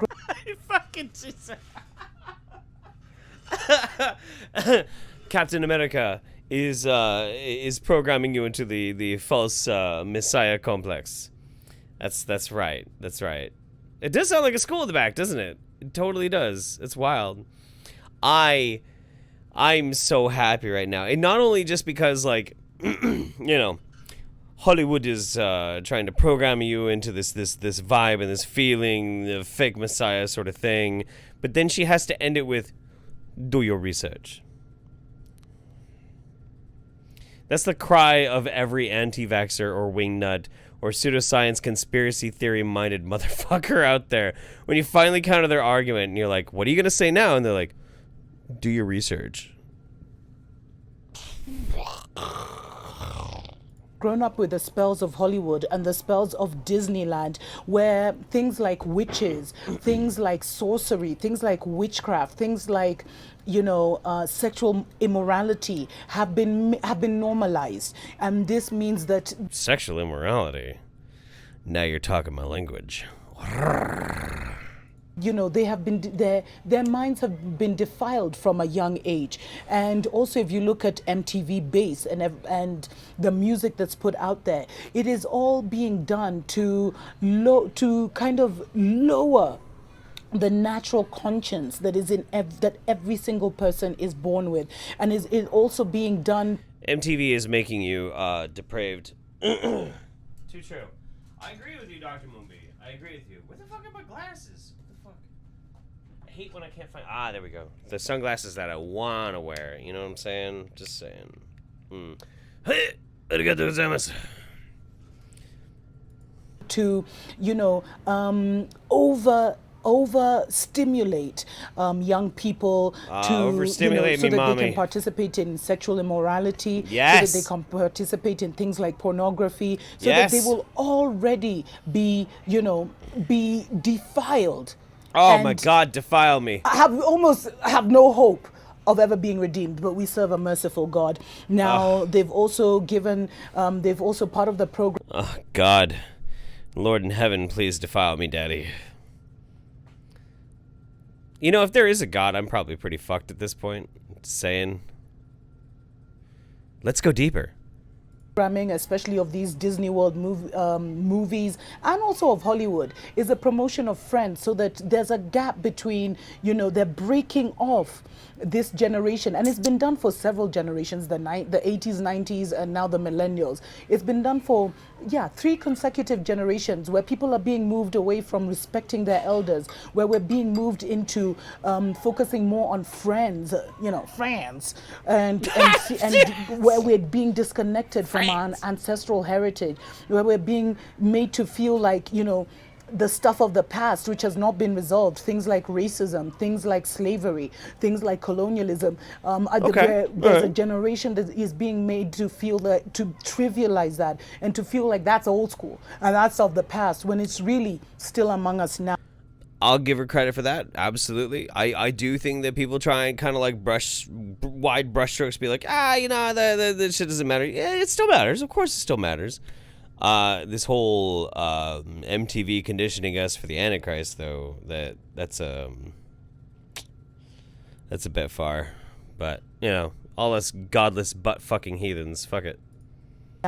Now, the power of the West over the millennials is blindness, and the power of the West over the entire world is secrets, and these are a method of control. And the 3 biggest secrets that the world is being fed and perpetually being put under is, number 1, the true identity of the people of God. Jews? Number 2, the power and magic used by the global political occultists. Jews? And number 3, the method of our liberation. So let me start with 1, the true identity of, you know, the children of God, the lost tribes of Israel. Now, you know, Adam was born. God made Adam from the soil. And let me tell you, this book, it's a story of a people, and it's a story of a people who look like me. It's a story of a people who are as black as me. And you know, Adam was made from the soil. He was not made from the sand. And what color is the soil? I wish I could even grab some right now. This is the soil. This is soil, guys. This is what it looks like. You know what I mean? This is what Adam was made from.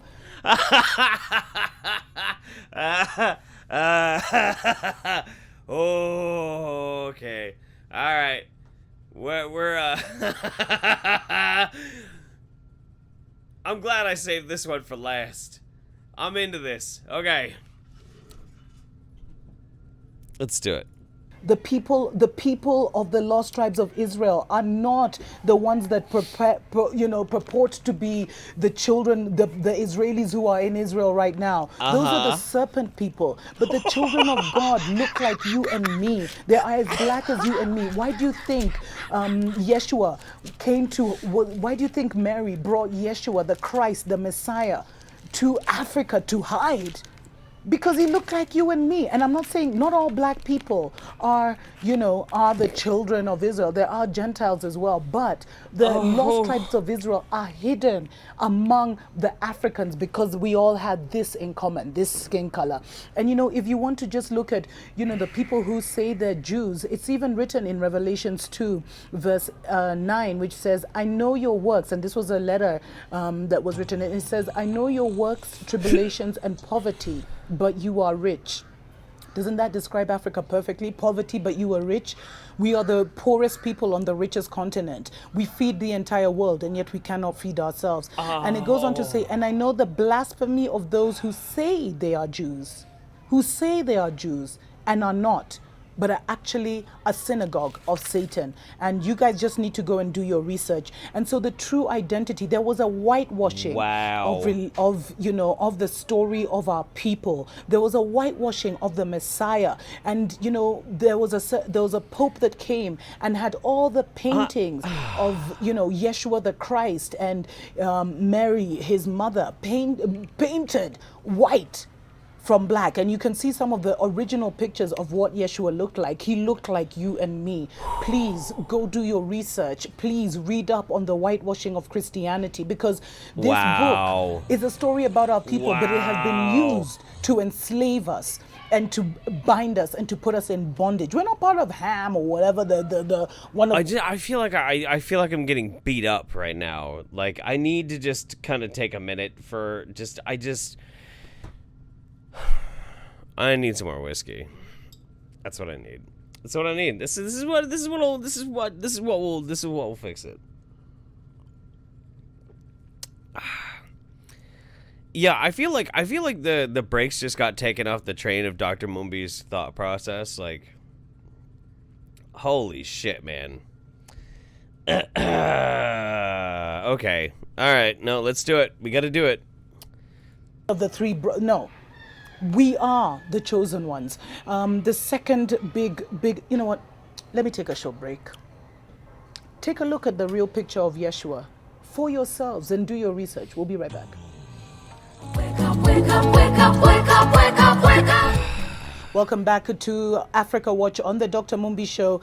Guys, this looks like it's going to be a long one, but I'm going to try and keep it as short as possible. Now, I told you there are 3 secrets that have been used to control the entire and kind of, blind the entire world. The first is the true identity of the children of God, of the people of God, of the lost tribes of Israel. The second one is the power and magic used by the global occultist elite. And the third is the method of our liberation. Now, the power and magic that is used by the secret societies. Basically, what happened is the secret societies like the Freemasons and the Illuminati and all those guys. Okay, so let's recap just a minute. Let's take a minute and let's recap. So Dr. Mumbi is telling us that the true identity of the children of God were not the Israelites. They were, in fact, Africans. Okay. It flies a bit in the face of accepted historicity, but fine, okay. But now I guess we're on to the Antichrist. I'm having trouble following, man. I really am. What they did is they went to the pyramids of Egypt. Why do you think all these mummies have been dug up? All this ancient knowledge in Egypt was dug up because they were after the knowledge that was used. Why do you think the biggest library in Alexandria that had the knowledge of the entire world was burnt? Because they took the knowledge that was there. And basically, pharaonic Egypt thrived on secret knowledge that they received from the Nephilim, that they received from the fallen angels, and they made pact with these fallen angels who were basically, spiritual wickedness in high places, demons. The Nephilim were not fallen angels. The Nephilim were the unholy offspring of rebellious angels who fucked and impregnated earth women. They weren't. That's. How do I know the Bible more than you? What the fuck? Whatever you want to call them, and they made secret covenants with them, so they got secret knowledge that would enable them to control the entire world. And that is basically what this new system, the new global elite system, is operating on. And the saddest thing is that, like in Kenya, one of the first lodges to be built was a Freemason lodge, all the way in 1900s. It's over 100 years old. And so what they have done is they have initiated the elite of every nation across the world and made them part of this brotherhood and given them this secret knowledge. And one of the biggest secret knowledges is the true identity of the people of God. And so they have made covenants with these fallen angels. That's why you see so much blood sacrifice and so much evil and demonic worship, because this is how they spell and bind the entire world. Now, what is a lack of knowledge is what is keeping us in Africa in bondage. And Africa is Zion. Go do your research. Oh my poverty, God! exploitation. Wait, okay, so now Africa is Zion? I don't understand. It's just it's like taking every aspect of religion and basically just trying to Africanize it, which, I mean, fine, that's fine, but like I want to know where you're getting this idea from. Like, what is a thing that backs it up, I'm just saying. Bad leadership, either our leaders are ignorant or they know exactly what's going on and they're part of the globalist elite. And, our resources get stolen because of this spell we're under. But the reason this works is because we have had an open door, and our open door has been ancestral worship. Our open door has been worshipping of water spirits like Leviathan. Our, open door has been worshipping idolatry and our own forms of witchcraft and sorcery. This is what has enabled, the global elites to come and put the entire African continent in bondage. Now, I could go on, but one thing I want to say is that judgment and redemption is coming. And okay, this is what I want to hear. So it is time for you to know your true identity. It is time for you to know your true heritage. Otherwise, you will be part of, you will fall. Because of your ignorance, you will fall with this world, because, Yeshua is returning and judgment is nigh. And we can already see the plagues of Pharaoh are already hitting Egypt, which is America. There is widespread poverty in America.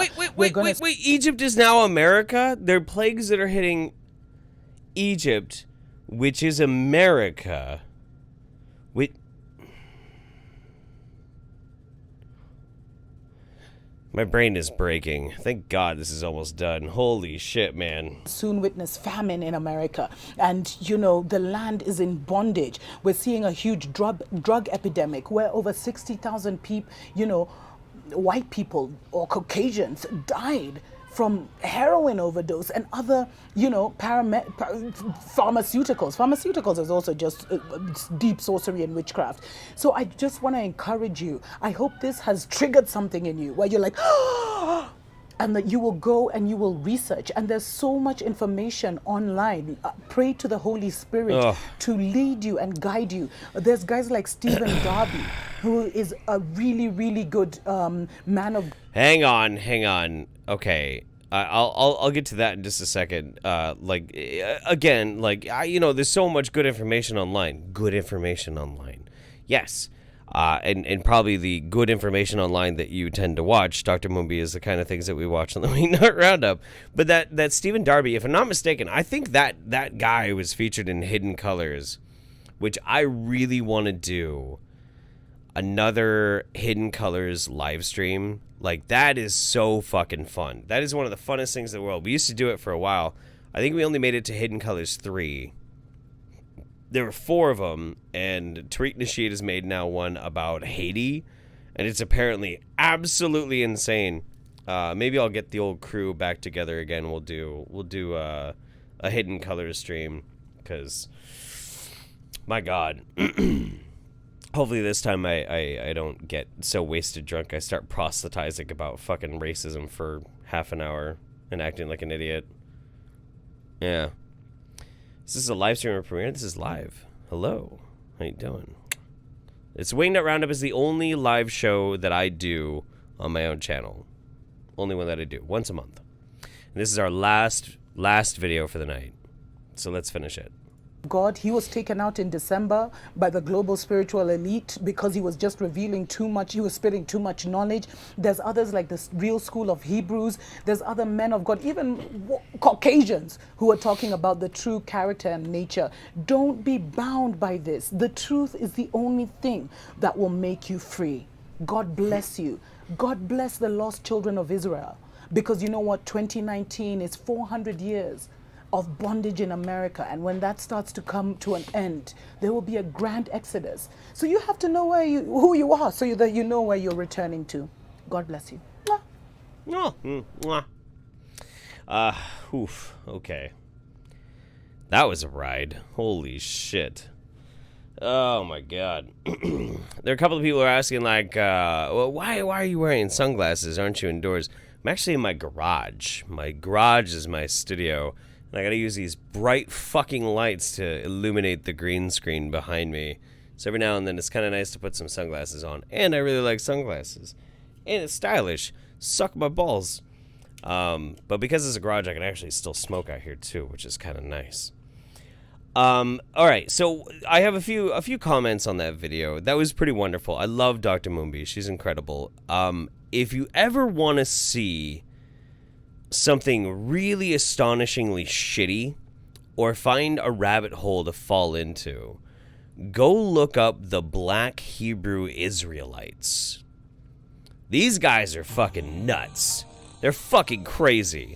These are the kind of dudes who will stand around in a dashiki on a busy city corner screaming about how soon, like, all white people are gonna get enslaved and shit. Like, they're fucking crazy, dude. They're crazy. They're like the polar opposites of neo-Nazis. It's so fucking nuts to see. It's so weird. I like my Santa hat, too. I am filthy. You gotta own it, man. If you're gonna be dirty, you might as well own it. All right, let's catch up real quick. Hushed Bunny Von Octopi. Did I read this one? I don't know. I'll read it again. And now Dr. Moonby has discovered Mephisto. And what will it take to make a deal with him? I need some things reversed / erased from my timeline. There's quite a few things that I wouldn't mind getting erased from my timeline too. Kendra Lynn says, thanks to cheer me up. Have a great night. I hope you had a great night too. Absolutely. Brainwash says, according to Bostonoid fella CERN, was built for the millennial generation, blast asteroids like Atari's Missile Command, which with mean twits. But Jesus was plus to Ben Ramen than to Sidney Poitier. Just saying. What the fuck did you just say? Are you more drunk than I am? Holy shit. Love you, Brainwash. Citron says, I'm too stoned for this bitch. Not me. Karima Ali. Jeff, what about our Lord Stephen Christ? Good question. So, I'll give you guys a little quick update. Lord Stephen Christ is currently still in the loony bin. But his 2 arguably potentially more dangerous acolytes are still making videos and regurgitating old footage that they had of the Lord Stephen Christ. So they're still around, and they're still spooky motherfuckers. Let me tell you something. They're spooky.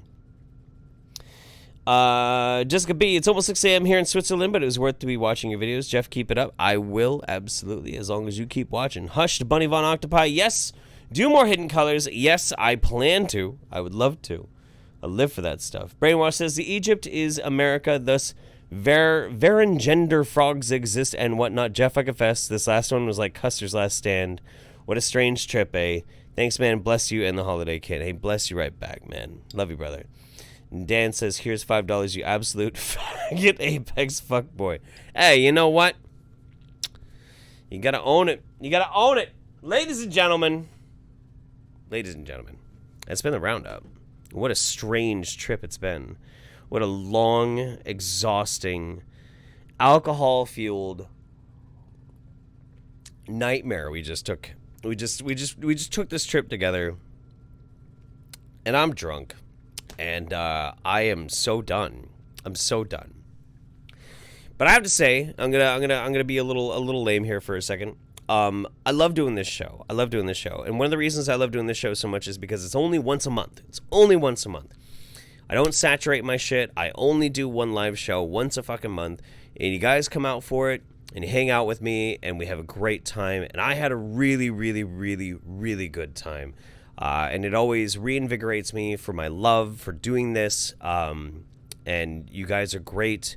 I'm going to stay focused on doing the things that I'm doing, not getting immersed in any of the stupid shit that involves YouTube.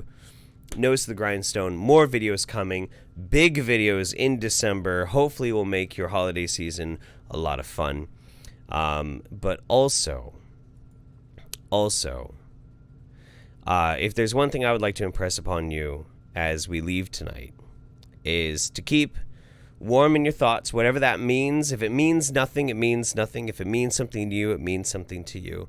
But just to keep in your heart and in your mind, Steven Siddell, a.k.a. the Weave Straight Teen, who lost his battle with cancer just a few days ago. He was a sweet kid. He was a YouTuber. He spent the last month of his life sharing his art with us. And I hope he stays with you as long as he will stay with me. So with that, I will say good night to you. Good night to your families. I hope you're well. And I'll see you again soon. Good night, everybody.